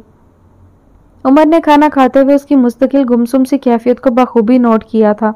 उसकी खाली प्लेट, सूजी हुई आंखें, लेकिन एक हर्फ तसल्ली तक नहीं। बहुत इत्मीनान से वो अपनी प्लेट साफ किए गया। तुम वाकई मसरूफ हो या फिर मुझसे छुपते फिर रहे हो सजाद? बाबा ने ऐन उस वक्त पकड़ा जब वो तेजी से लाउंज से गुजरते हुए बाहर जा रहे थे। दोनों में से कुछ भी नहीं, आप यूं ही बदगुमान होने लगे हैं मुझसे। बाबा ने बहुत गौर से उनके चेहरे को देखा। कभी खुद अपनी हंसी पर गौर किया है तुमने? जी, कुछ चौंक कर सजाद ने उनकी तरफ देखा। बैठो, उन्होंने अपने करीब वाले सोफे की तरफ इशारा किया। जरूरी से जरूरी काम भी उनके आगे नहीं ठहर सकता था, सो कुछ भी कहना ला हासिल था। वो खामोशी से उनके करीब बैठे। पूरे 10 दिन गुजर गए, अब तक कोई भी नहीं आया। तुम मुझे खुलकर बताते हो ना नंबर देते हो, मर्जी क्या है तुम्हारी? मेरी मर्जी? बाबा ने एक बार फिर उस मुस्कुराहट की उदासी को बमुश्किल बर्दाश्त किया। कुछ मसरूफियत है वहां उनकी, उससे फारिग होकर ही आ सकेंगी। अब मेरी शहजाद से बात हुई थी। वहां भला क्या मसरूफियत होनी है? तुम मुझे क्यों नहीं लेकर चलते हो? मैं मना कर ले आऊंगा सानिया को।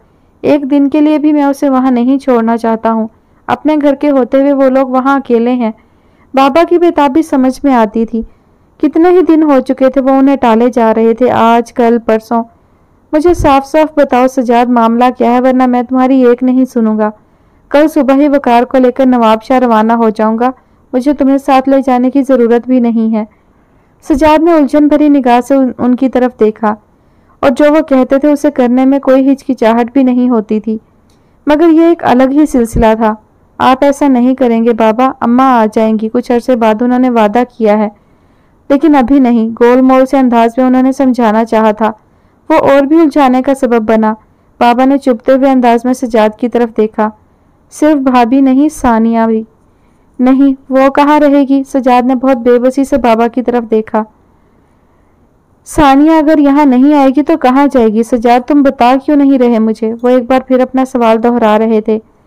उसकी शादी तय हो गई है बाबा। अम्मा उसकी शादी के बाद यहाँ हमारे साथ आकर रहने के लिए तैयार हो गई हैं, लेकिन उससे पहले नहीं। बात अधूरी छोड़ते हुए वो दानिस्ता बाबा की तरफ से रुख मोड़ चुके थे, लेकिन देखने के लिए महज सामने होना ही तो जरूरी नहीं था। और अब तो उनके शुबे को यकीन में बदले हुए भी अरसा हुआ था। एक गहरी सांस लेते हुए बाबा ने सज्जाद की पुश्त पर निगाह जमाते हुए कुछ सोचा। किससे हो रही है सानिया की शादी? मुझे नहीं पता। पूछा क्यों नहीं तुमने? जरूरत नहीं समझी। वो अब भी बाबा की तरफ नहीं देख रहे थे। फिर भी जबरदस्ती की तारीख की गई ये लाताल्लुकी बाबा को झंझलाहट में मुब्तला कर रही थी। कैसे जरूरत नहीं समझी? सानिया इस घर की बेटी है और उसकी शादी ऐसे ही कहीं भी नहीं की जा सकती। मेरी जिंदगी में। सजाद ने पलटकर उनकी तरफ देखा। आपकी जिंदगी में ही और बहुत कुछ हुआ बाबा, जब वो हम नहीं रोक सके तो अब भी हमारा क्या दखल? तंज कर रहे हो? नहीं, हकीकत याद दिला रहा हूँ। सिर्फ हमारा क्या हक है बाबा उन लोगों की जिंदगियों पर, और वो क्यों हमारी दखल अंदाजी को बर्दाश्त करेंगे? आप ये भी तो सोचिए। वो सब तकदीर में लिखा था, सो भुगतना पड़ा, मगर अब तो मामलात को सुधारा जा सकता है। सजाद, जो ज्यादती मेरे अजीज जान भाई के साथ हुई उसका कुछ तो अजाला करना है मुझे, वरना मुझे मरकर भी चैन नहीं आएगा। रहम करो तुम लोग मुझ पर। उनके लहजे में बड़ी दिल तोड़ती सी कैफियत उतरी थी। वो जब भी अपने भाई का जिक्र करते थे, और अब तो कभी कभी सजाद को ऐसा लगने लगा था जैसे बाबा का ये सारा करोफर रोबो दबदबा महज एक दिखावा ही बनकर रह गया है। तस्वीर का महज एक रुख, और वो भी गैर हकीकी। आप खुद को संभालें बाबा, बड़े मुश्किल से तबीयत संभली है आपकी। इस तरह टेंशन लेते रहेंगे तो फिर से तबीयत खराब ना हो जाए। अरे कुछ नहीं हो रहा मुझे। इतने बड़े सदमे को उठाकर इतनी लंबी जिंदगी जी लिया, और वो पूरे 10 साल छोटा था मुझसे। चला गया इस दुनिया से, कितना कुछ दिल पर सहकर। मैं तो खुद से निगाह मिलाने के भी काबिल नहीं रहा सजाद। आवाज में घुलती नमी ने उन्हें रुकने पर मजबूर किया। भला वो किस तरह अपने आप को इस ज़ईफ़ुल उम्री में इस शदीद एहसास जुर्म से निजात दिला सकते हैं जो उनको अंदर ही अंदर खोखला कर चुका है। जिंदगी में शायद ही कभी इतनी बेबसी का सामना सजाद ने किया था जितना कि आजकल। मरते वक्त इसरार के दिल में क्या क्या ना होगा। अपनी बीवी और बच्ची के अकेले रह जाने का खौफ, मेरी बेइतनाई का गिला, ना उसे ढंग से इलाज मुयस्सर आया होगा, ना ग़िज़ा, ना रिहाइश, और मैं बदनसीबी इस महल जैसे घर में पूरी ढिठाई के साथ जीता रहा। जब से उन्होंने हकीकत को जाना था तवातर से ऐसी ही बातें कर रहे थे। कोई हरफ तसल्ली कारगर नहीं होता था। वो खुद को माफ़ करने के लिए तैयार नहीं थे और जो उन्हें इस तकलीफ से बाहर ला सकती थी वो इस तरह बेगर्ज थी जैसे ना कोई ताल्लुक ना वास्ता। अगर फैज़ी घर छोड़कर ना जा चुका होता तो मैं बल्कीस को वो सज़ा देता जो कोई तसव्वुर भी नहीं कर सकता था। पनाह मांगती वो जिंदगी से। ऐसा आपको छल करती वही मखसूस ठंडक बाबा के लहजे में अचानक ही उतरी जो हमेशा ही किसी बड़े तूफान का पेश खैमा बनती थी। सजाद बुरी तरह चौंके। इस तरह क्या देख रहे हो? क्या सिर्फ तुम ही कुछ बताओगे तो मेरे इल्म में आएगा? बुढ़ापे ने इस कमरे तक ही महदूद करके रख दिया है मुझे। इतना कुछ हुआ और मुझे बताने तक की जरूरत नहीं समझी गई। उनकी चुभती हुई निगाह के सामने ठहरना कभी आसान नहीं रहा था और ये कोई शफकत भरी डांट हरगिज भी नहीं थी। सजाद ने एक छोटे से लम्हे में जाना था कि उन्होंने किस तरफ इशारा किया है। जो होना था वो हो चुका बाबा, और बल्कीस भाभी की फितरत को हम सब हमेशा से भुगत रहे हैं। उनसे कब्र छाई की उम्मीद रही है किसी को भी। वो सब माफ़ किया है हमने हमेशा, लेकिन जो कुछ उसने मेरे मरहूम भाई के घराने के साथ किया उस पर तो खुदा भी माफ़ नहीं करेगा। मेरी तो हैसियत ही क्या है।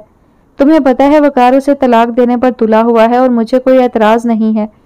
ये सबसे छोटी सज़ा है जो हम बल्कीस को दे सकते हैं, लेकिन मैं सिर्फ वकार के बच्चों की वजह से जब्त कर रहा हूँ। अब कुछ शक नहीं था कि कोई और नहीं, खुद वकार भाई ने बाबा को बल्कीस भाभी की जालमाना कारगुजारी की रोदाद सुनाई है। एक गहरी सांस लेते हुए सजाद ने खुद को कंपोज किया। ये घर अब किसी नए झगड़े का मुतहमिल नहीं हो सकता बाबा। बहुत सारे तूफान गुजर चुके हैं हम पर, बस अब नहीं प्लीज़। बल्कीस भाभी में शायद कोई अच्छा चेंज आ ही जाए कभी ना कभी। मैं नामुमकिनात के बारे में नहीं सोचता। उन्होंने सर को हल्की सी जुम्बिश दी। लेकिन अगर वो हमारे ख़ानदान का हिस्सा रहती भी है तब भी मैं उसे अब यहाँ रहने की इजाज़त नहीं दे सकता। मैंने वकार से कहा है कि वो बहुत जल्द उसके रहने का कहीं और इंतज़ाम कर दे, और वो जगह इतनी पुरासाइश हरगिज़ ना हो जिसकी बल्कीस आदी है। उसकी लालची और हासिद फितरत के लिए ये भी कम नहीं होगा। जो फैसला वो कर चुके थे उसके आगे रहम की अपील नहीं ठहरती थी। सजाद ने बेबसी से सर झुकाया।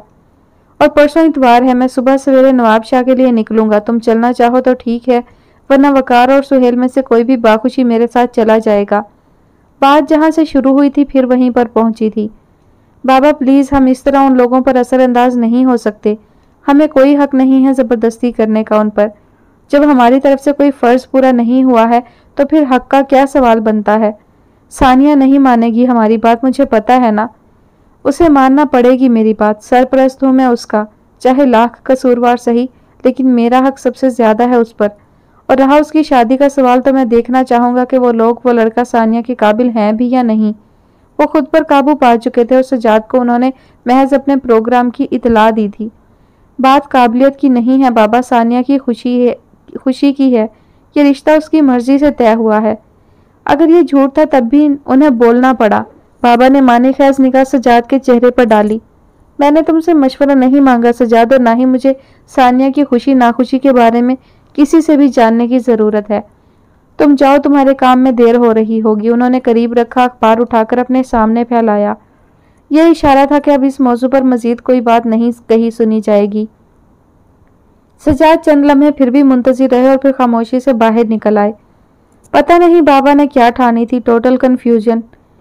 कॉरिडोर से निकलकर लाउंज से गुजरते हुए उन्होंने सोफे पर बैठी बल्कीस भाभी को मुकम्मल तौर पर नज़रअंदाज किया, लेकिन ऊपर से बच्ची के रोने की आवाज़ ने उन्हें रुकने पर मजबूर किया था। वो जिस तरह रो रही थी उसकी तकलीफ का एहसास जाग रहा था। सजाद फौरन ही सीढ़ियों की तरफ बढ़ते चले गए। बल्कीस भाभी तिल मिलाकर अपनी जगह से उठकर खड़ी हुई, शायद कुछ कहा भी, लेकिन फिलवक्त वहां सुनने वाला कोई भी नहीं था। चंद मिनट बाद ही उन्होंने सजाद को वापस आते देखा और उसके पीछे वही थी जिसे देखने की हसरत में वो मरी जा रही थी। एक आध बार बस यूं ही झलक सी पड़ी थी, देखा तो तब भी था, لیکن اس طرح تفصیل سے نہیں۔ وہ انہیں سیڑھیوں سے اترتی نظر آئی، روتی ہوئی بچی کو کندھے سے لگائے ہوئے بنا ادھر ادھر دیکھے وہ بڑی جھجکتی ہوئی ٹھیک سجاد کے پیچھے پیچھے سیڑھیاں اتر رہی تھی۔ اپنے اندر کی کھولن پر بمشکل قابو پا کر وہ معائنہ کرنے کی غرض سے سنبھل کر بیٹھی۔ سجاد سے تو یقیناً آدھی عمر کی ہوگی، انہوں نے فوری اندازہ لگایا تھا۔ بچی کسی طرح قابو میں نہیں آ رہی تھی، پتہ نہیں کیا تکلیف تھی اسے۔ تبھی سجاد نے مڑ کر بچی کو خود گود میں لیا اور اسے جلدی چلنے کا کہتے ہوئے خود تیزی سے دروازے کی طرف بڑھتے چلے گئے۔ مارے تجسس کے وہ لاؤنج کی بڑی سی کھڑکی کے قریب آ کھڑی ہوئیں۔ سجاد ڈرائیونگ سیٹ پر بیٹھ رہے تھے اور لڑکی بچی کو لے کر برابر والی سیٹ پر پہلے ہی بیٹھ چکی تھی۔ سامنے بڑا سا گیٹ کھل رہا تھا۔ توبہ استغفار، کان کی لو کو چھو کر انہوں نے پتہ نہیں کس کے گناہ پر توبہ چاہی۔ سمینہ بیگم ابھی چند لمحے پہلے یہاں آئی تھی، بڑی فکر مندی سے ان لوگوں کی طرف دیکھ رہی تھی۔ اللہ خیر کرے، میں تو پہلے ہی کہہ رہی تھی بچی کو کوئی تکلیف ہے، ورنہ اس طرح بے تابی سے تھوڑی روتے ہیں بچے۔ ہاں، اور نہ ہی ایسی بے تابی سے کوئی غیر بچوں کو لے کر دوڑتا ہے جیسے یہ گیا ہے۔ بلقیس بھابی کا حتمی نتیجہ اب سامنے تھا۔ چند دن تو وہ منتظر رہی کہ شاید اس حوالے سے کوئی اور بحث اٹھے، لیکن اماں اور شہزاد دونوں ہی نے کوئی بات نہیں چھیڑی۔ شہزاد بس سے اماں کو لے جا کر ڈاکٹر کو دکھا لایا اور اماں نے بھی پھر سجاد اور بابا کا کوئی ذکر اس کے سامنے نہیں کیا۔ وہ دونوں ہی اس کے احساسات کو سمجھ رہے تھے اور اس کا احترام بھی کرتے تھے۔ چند دن کے لیے تو وہ بھی اس موضوع کے بند ہونے پر مطمئن رہی۔ اسکول کی مصروفیت بڑھ رہی تھی اور بہت ساری یادیں باتیں خود بخود ہی ماضی کا حصہ بننے کے لیے تیار تھیں۔ اس نے کچھ ایسا ہی فرض کر لینا چاہا تھا، مگر وقت ضد باندھے کھڑا تھا۔ برآمدے کے تخت پر یوں ہی کاہلی سے بیٹھے بیٹھے اس نے کچھ حساب سا لگایا اور حیرت سے قریب بیٹھی اماں کی طرف دیکھا۔ صرف ایک ہفتہ آپ کو دکھا کر آئے ہوئے کتنے دن ہو گئے ہیں، اور ابھی حساب کیا تو ہفتہ ہی ہوا ہے۔ یہ دن بہت سست رفتاری سے نہیں گزرنے لگے اماں؟ وقت کو تو پر لگے ہیں ثانیہ آپا، اصل میں تو یہ آپ کی کاہلی ہے۔ اسکول سے آ کر سارا دن ایک جگہ بیٹھ کر مراقبہ کریں گی تو پھر تو وقت ایسے ہی کٹے گا کھینچ تان کر۔ سامنے چھوٹی سی میز پر کچھ حساب کتاب جوڑتا شہزاد مسکراتے ہوئے اٹھ کھڑا ہوا۔ بات شاید ٹھیک ہی تھی، ثانیہ دل ہی دل میں متفق بھی ہوئی تھی، مگر بوریت، بیزاری اور ستم یہ کہ فی الحال تو مصلحتاً کہنا تک آسان نہیں تھا۔ معلوم نہیں جواباً کیا حل تجویز ہو جاتا، مگر یہ ساری احتیاط بھی محض دل کی تسلی کو ہی تھی۔ اماں ذرا چیک کریں کیا رہ گیا ہے، مٹھائی، پھل، ہار، گلاب کے اور یا پھر سفید بیلے کے پھولوں کے۔ اب وہ اماں کے پاس کھڑا جو تفصیلات طے کر رہا تھا وہ فی الفور ہوش اڑانے والی تھی۔ اب کوئی اور اعتراض لے کر مت بیٹھنا، ہم بھی تمہاری ہر بات مانتے چلے آ رہے ہیں، اور یہاں اس رشتے کے لیے تو تم خود رضامندی دے چکی ہو۔ اماں کو اس کا پہلا سوال ہی بے حد ناگوار گزرا۔ اور یہ کوئی گڈے گڑیا کا کھیل بھی نہیں، بس رحم کر دو میرے حال پر، وہ غصے سے کہتی ہوئی اٹھ کر اندر چلی گئی۔ ثانیہ آپا، شہزاد نے ہلکے سے پکارا۔ بس اب اور کچھ نہیں پلیز، اماں برداشت نہیں کر سکیں گی۔ ڈاکٹر نے خاص طور پر ہدایت کی ہے کہ انہیں اب کوئی ٹینشن نہ دی جائے، کہیں ایسا نہ ہو کہ… اس نے ثانیہ کے چہرے کی طرف دیکھتے ہوئے بات ادھوری چھوڑی۔ پتہ نہیں کیوں سب نے فرض کر لیا ہے کہ وہی ہے جو ساری ٹینشن برداشت بھی کر سکتی ہے اور وہ سب کچھ بھلا سکتی ہے جو قیامت تھا۔ اس نے سر جھکایا۔ آپ بہت خوش رہیں گی، اتنی کہ آپ اندازہ بھی نہیں لگا سکتی۔ ثانیہ کا دل چاہا وہ بہت زور سے ہنس پڑے، لیکن اگر وہ سب کچھ مفروضے قائم کر کے خوش رہنا چاہتے تھے تو وہ کون ہوتی تھی ان کی خوشی کو ملیا میٹ کرنے والی؟ اور جو کچھ بھی ہو رہا تھا اس کی اپنی مرضی سے ہو رہا تھا، ورنہ چاند چھونے کے لیے ایک ہاتھ ہی تو بڑھانا تھا۔ شہزاد اندر اماں کے پاس جا چکا تھا۔ گھر بھر پر ہو کا عالم طاری تھا۔ برآمدے کی رنگین شیشوں والی کھڑکیوں پر کب دھوپ اتری اور کب ڈھلی، کسی نے نگاہ تک اٹھا کر نہیں دیکھا۔ کھڑکیوں کو کھولنا تو دور کی بات۔ امی دبے قدموں چلتی ہوئی اندر حال میں آئی تو سمی نے چونک کر ان کی طرف دیکھا۔ نازیہ آپا کو بتا دیا آپ نے؟ ہاں، ایک ٹھنڈی سانس ان کے لبوں سے آزاد ہوئی اور وہ جیسے بہت تھک کر صوفے پر بیٹھی۔ یہ تو ہونا ہی تھا، پتہ تو تھا نا ہمیں، پھر اب اس طرح سب لوگ کیوں حوصلہ ہار رہے ہیں؟ دیا نے خلا کا مقدمہ بھی تو کر ہی دیا تھا، اچھا ہوا جو مسعود نے خود ہی… امی نے تڑپ کر اس کی طرف دیکھا۔ ہمارے خاندان میں آج تک نہ طلاق دی گئی اور نہ لی گئی، یہ بھی ہماری ہی تقدیر میں لکھا تھا۔ سمی نے دھیرے سے ان کے کندھے کو تھپ تھپایا۔ خاندان میں سب کو کس طرح سے جواب دیا جائے گا؟ ابھی تو اس کی شادی کا قصہ بھی ٹھنڈا نہیں پڑا تھا۔ لوگ اب تک پوچھتے ہیں کہ عین وقت پر دیا کے منگیتر سے نازی کی شادی کیوں کی گئی تھی۔ خیر وہ تو سبھی کو پتہ ہے کہ مسعود اور دیا کی منگنی کتنے سال رہی تھی۔ آپ ہر بات کو دل پر نہ لیں، इस सारे मामले का अच्छा पहलू देखें तो उमर भाई जैसा अच्छा इंसान नाजी आपा के हिस्से में भी तो आया है। ये भी दिया को बहुत नागवार गुजरा है। कहती है कि नाजी की शादी उमर से करने की क्या ज़रूरत थी, और भी तो कहीं की जा सकती थी। अब बताओ नाजी के लिए कौन से रिश्ते थे हमारे पास, ये भी नानी की ख्वाहिश थी। खैर अब इस मौजू को तो बंद ही रखें। नाजी आप अपने घर में खुश हैं, हमारे लिए सबसे बड़ी बात यह है। खुदा उसे खुश रखे। समी ने देखा कि फिक्रमंदी अब भी उनके चेहरे पर जमी थी। सामने बरामदे में से गुजरती हुई दिया दिखाई दी तो वो दोनों ही उस तरफ मतवज्जा हो गए। दिया, क्या बात है? वो दरवाजे में आ खड़ी हुई। अम्मी और समी दोनों ही ने उसकी खसूसी तैयारी को नोट किया और उसके अंदाज से नुमाया होती जल्दी को भी। कहाँ जा रही हो तुम इस वक्त? अम्मी घबरा कर उठी और उसके नज़दीक चली आईं। इस वक्त? दिया ने मुड़कर पीछे फैलती शाम को देखा। आप तो इस तरह कह रही हैं जैसे आधी रात हो गई है। समझो तो ऐसा ही है। समी पीछे आ खड़ा हुआ। मैं इतनी बेवकूफ़ नहीं हूं कि गलत सलत बातें फ़र्ज करती रहूं, और मेहरबानी करके आप लोग भी ये ड्रामा बंद कर दें।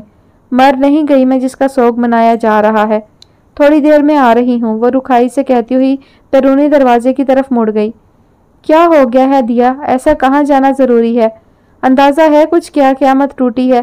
दीन की कोई पाबंदी लागू होती है औरत पर? खुदा का खौफ तो करो। अम्मी ने मदद के लिए समी की तरफ देखा मगर वो अपनी जगह से हिला तक नहीं। जाने दीजिए, आप भी किसको सबक पढ़ा रही हैं। चलें अंदर। वो उनको लेकर वापस हाल की तरफ मुड़ा। आ जाएगी, खुद समझदार है हम सबसे ज़्यादा। कौन दोस्त बन गए हैं? इसके पहले तो कभी किसी को आते जाते नहीं देखा। मुझे तो इसके अंदाज डरा रहे हैं समी। अम्मी की कुव्वत बर्दाश्त का इम्तिहान कब से जारी था। अब हमें नहीं, इसे खुद डरना चाहिए। अम्मी, हद से बढ़ती नाफरमानी पर कहीं और से हुक्म लागू होता है। समी का लहजा बेतासुर था। उमर ने कमरे से निकलते हुए एक बार फिर नानी के कमरे की तरफ देखा। नाजी अभी भी वहीं बैठी थी। पिछले 2 घंटों से वो वहीं थी। उसके 2-1 बार आवाज़ देने पर नानी ने वहीं से मना कर दिया था, सो वो भी लिहाज में खामोश हो रहा। मालूम नहीं क्या कॉन्फ्रेंस जारी थी जो ख़त्म होने का नाम नहीं ले रही थी। वो यूं ही टाइम पास करने के लिए नीचे का चक्कर भी लगा कर आया। चौकीदार और पड़ोसियों से गपशप भी कर ली। सुबह के लिए अंडे, डबल रोटी, बटर, जैम वगैरह भी लगे हाथ खरीदे गए।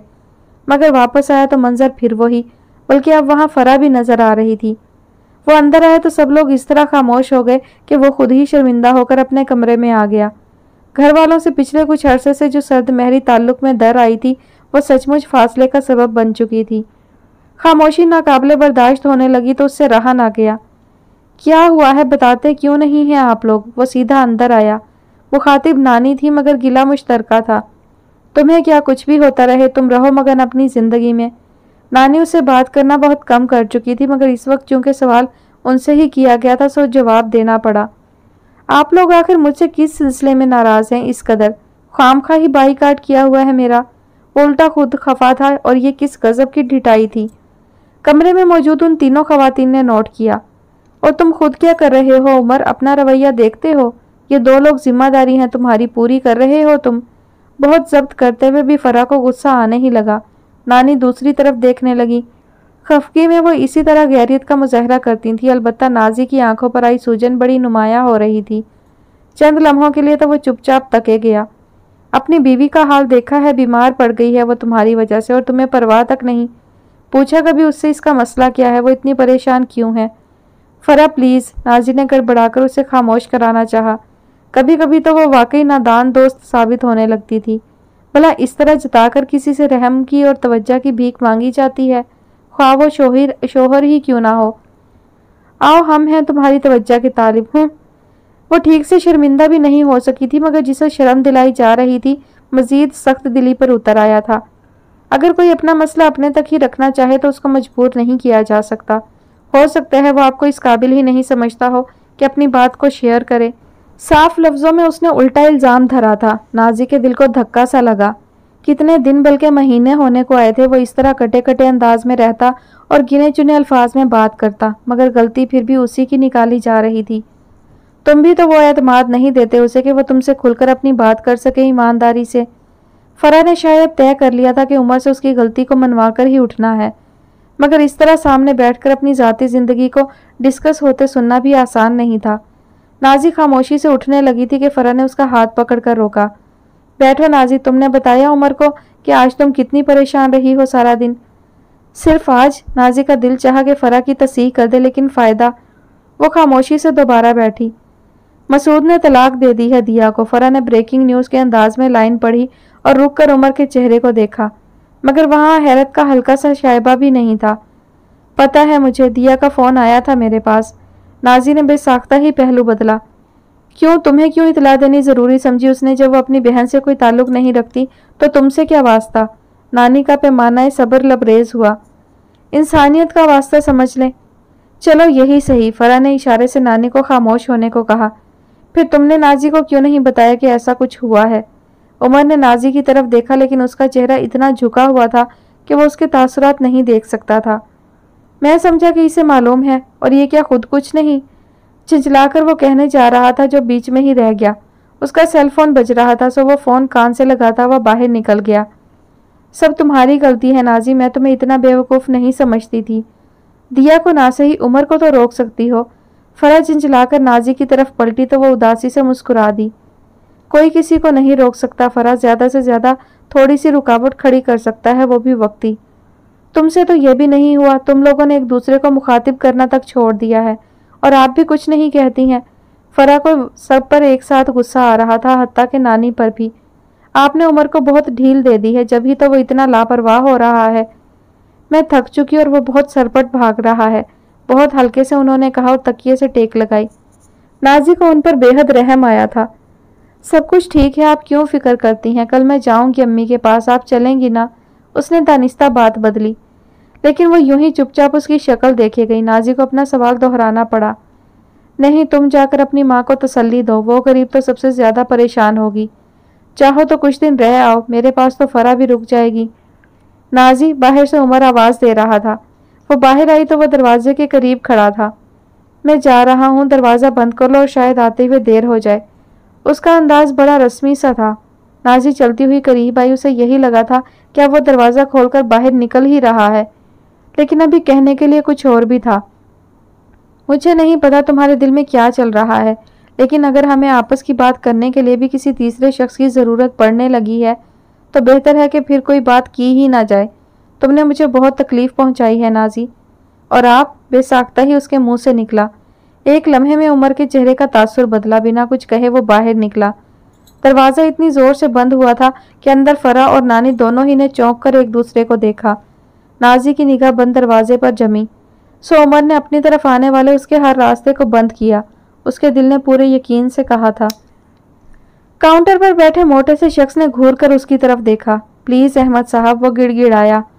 यार तुम समझते क्यों नहीं हो, मेरे पास गुंजाइश नहीं है एक और आदमी की। इतने दिन भी इसलिए बर्दाश्त कर लिया क्योंकि मेरे दोनों भाई पंजाब गए हुए थे, लेकिन अब एक फालतू खर्चा उठाना मेरे बस की बात नहीं। महंगाई इतनी है कि हमें अपना पूरा करना मुश्किल हो रहा है। तुम जाकर कोई दूसरा स्टोर देखो, कमी थोड़ी है शहर में। बात पूरी करके वो सामने रखे खाने की तरफ मतवज्जा हो चुका था। फैज़ी फिर भी उम्मीद भरी निगाहों से उसे देखता रहा। वो इस खामोश दखल अंदाजी से भी डिस्टर्ब हो रहा था, सो चंद मिनट में ही पूरी तरह झंझला गया। जाता क्यों नहीं है भाई, या फिर किसी से धक्के देकर निकलवाऊं? इतना सब कुछ झेल जाने के बावजूद भी वो अंदर ही अंदर लर्स गया। मैं चला जाता हूँ, आप गुस्सा ना करें। वो थके थके अंदाज में मुड़ा और फिर जैसे किसी ख्याल ने उसका कदम थामा। अहमद भाई, एक फ़ोन कर लूँ? यहीं लोकल लैंडलाइन पर। कितने फ़ोन कर लिए तूने? अगर हिसाब करने बैठूं तो पता नहीं कितने पैसे बन चुके होंगे। खैर कर ले, मगर बस अब आखिरी। उसने हाथ के इशारे से रोका तो वो शुक्रगुजार सा होकर वापस पलटा। एक ही नंबर था जो वो बार बार मिलाता था। दूसरी तरफ बेल जा रही थी। आंटी प्लीज़ फ़ोन बंद मत कीजिएगा, बस 2 मिनट। उसका हुलिया ही नहीं, लबो लहजा तक बदल चुका था। कोई पुराना शनासा अगर देखता भी तो पहली निगाह में नहीं पहचान सकता था। मैं तुम्हें कितनी बार कहूँ फैज़ी कि नैनी यहाँ नहीं आई है, तुम्हें यकीन क्यों नहीं आता आखिर? यही एक जवाब था जो वो मुस्तकिल सुन रहा था, फिर भी हर बार इसी तरह मायूसी में घिरता। यहाँ नहीं तो कहाँ गई है? उसका तो कोई और है भी नहीं। क्यों, तुम नहीं हो जो बहुत दावे के साथ लेकर गए थे उसे? बर्बाद कर दी उसकी ज़िंदगी, अब हमसे पूछ रहे हो कि वो कहाँ है? वो इसी तरह बेनक्त सुनाती थी और वो दम साध कर सुना करता था। जितनी जल्दी हो उसे ढूंढो तुम, वरना तुम्हारे खानदान पर नैनी की गुमशुदगी का मुकदमा तो अब हम करने ही वाले हैं। एक आध दिन में फिर पता चलेगा तुम लोगों को। इस बार कुछ नया भी था। फैज़ी बुरी तरह गड़बड़ाया। میرے خاندان کا کیا تعلق اس معاملے سے؟ میں تو کتنے سال سے ان سے ملا بھی نہیں ہوں۔ آنٹی پلیز آپ انہیں مت انوالو کریں، نینی مل جائے گی۔ غلطی میری ہے، میں تو یہ سمجھا کہ وہ آپ کے پاس آرام سے رہ لے گی، اسی لیے۔ فون دوسری طرف سے بند ہو چکا تھا۔ فیضی کو بالکل ایسا لگا جیسے اس کے پیروں میں اب کھڑا رہنے کی بھی طاقت نہیں رہی۔ کہاں ڈھونڈے وہ نینی کو؟ وہ بالکل ہی تنہا ہوا تھا۔ نینی، عائشہ کہاں تھی وہ دونوں؟ وہ بری طرح خوفزدہ ہوا۔ کہیں نینی نے بچی کو لے کر؟ ایک انتہائی خوفناک خیال اس کے دل میں آ رہا تھا۔ یہ لو رکھ لو، کام آئیں گے۔ کاؤنٹر پر بیٹھے آدمی کو اس پر رحم آیا تو ایک آخری نیکی اور اس کے ساتھ کرنے کا فیصلہ کیا۔ فیضی نے اس کے ہاتھ میں تھمے 50 کے نوٹ کو دیکھا۔ ایک چھوٹے سے پل میں اسے کیا کچھ تھا جو یاد آیا۔ جو تھا وہ نہ رہا، اور جو ہے وہ کیسا اندوہناک۔ اس نے خود اپنے حال سے عبرت پکڑی۔ اللہ کی زمین پر اکڑ کر چلنا کس کو راس آیا ہے جو وہ پکڑ میں نہ آتا؟ زمین پر قدم گھسیٹتا ہوا وہ آگے بڑھتا چلا گیا۔ عجیب انسان ہے، ایک پھوٹی کوڑی جیب میں نہیں، میں تو رحم کھا کر۔ اس نے بڑبڑاتے ہوئے 50 کا نوٹ واپس دراز میں ڈالا۔ راستہ تقریباً سارا ہی خاموشی سے کٹا تھا، بس آخری سگنل پر رکتے ہوئے عمر سے رہا نہ گیا تو بہت چپ ہو۔ مستقل باہر دیکھتی ہوئی نازی نے چونک کر اس کی طرف دیکھا، جیسے اس چھوٹے سے سوال کی بھی توقع نہ تھی۔ عمر کو سوال دہرانا پڑا۔ کوئی بات ہی نہیں ہے میرے پاس تو کیا کروں؟ اس نے ایک ٹھنڈی سانس لی تو وہ بڑے طنزیہ انداز میں مسکرا دیا۔ باتیں تو بہت ہیں لیکن میرے ساتھ کرنے کے لیے نہیں۔ بہت لوگ ہیں شیئر کرنے والے، ہم درد غم گسار۔ نازی کو اس کا جتاتا ہوا انداز بہت برا لگا۔ ڈھٹائی کی بھی حد تھی۔ آپ کے پاس تو مجھ سے زیادہ محبتیں جمع ہیں، پھر کیسا گلا؟ ہاں بالکل، یہ بھی اللہ کی مہربانی ہے۔ سگنل کھل چکا تھا سو وہ گاڑی آگے بڑھا رہا تھا۔ اور میں تم سے کیوں گلا کروں گا؟ گلے شکوے اپنوں میں ہوتے ہیں، اور ہم تو جیسے اب بہت دور کی رشتہ داری ہوتی جا رہی ہے۔ چلے کچھ تو باقی ہے بیچ میں تو سمجھی تھی کہ اب کچھ بھی۔ آواز نم ہوئی اور بات ادھوری۔ عمر نے بہت چڑھ کر رفتار بڑھائی۔ آج کئی دن بعد وہ خود کو امی کے ہاں جانے کے لیے آمادہ کر پائی تھی، وہ بھی نانی کے بار بار کہنے پر۔ عمر آج جلدی گھر آیا تھا سو وہ نکل ہی آئی۔ آپ آئیں گے اندر؟ گیٹ پر اترتے ہوئے اس نے رسمی سے انداز میں پوچھا تو وہ کچھ سوچ میں پڑا۔ پتہ نہیں اس وقت مجھے آنا بھی چاہیے یا نہیں، اتنا افسوسناک واقعہ ہے، ظاہر ہے سب لوگ بہت تکلیف محسوس کر رہے ہوں گے، میری موجودگی عجیب سی نہ لگے۔ وہ اس سے رائے طلب کر رہا تھا یا محض ایک اور ڈرامہ تھا؟ آج کل وہ سخت ناقابل اعتبار ہوا تھا۔ نازی نے ایک چبھتی ہوئی نگاہ اس پر ڈالی۔ جسے سب سے زیادہ تکلیف ہونی چاہیے تھی وہ اپنا دکھ آپ سے شیئر کر چکی ہے، باقی سب تو بیچارے خود ہی جھیل رہے ہیں، انہیں کوئی فرق نہیں پڑتا کسی کے آنے نہ آنے سے۔ بے نیازی سے کہتی ہوئی وہ گیٹ کی طرف بڑھ گئی۔ عمر کو پیچھے آنا پڑا۔ گھر پر سبھی تھے ایک سوائے دیا کے، اور ماحول میں اتنے دن گزر جانے کے بعد بھی دکھ بھرا تناؤ برقرار تھا۔ ہماری بد نصیبی، امی نے بہت برداشت کے باوجود سسکی لی۔ بے وقوفی کی باتیں مت کرو، اللہ جو کرتا ہے اس میں کوئی بہت امر پوشیدہ ہوتا ہے، پھر وقت آنے پر سمجھ میں آتا ہے۔ بشارہ صاحب نے پہلو بدلتے ہوئے متانت سے ان سب کی طرف دیکھا۔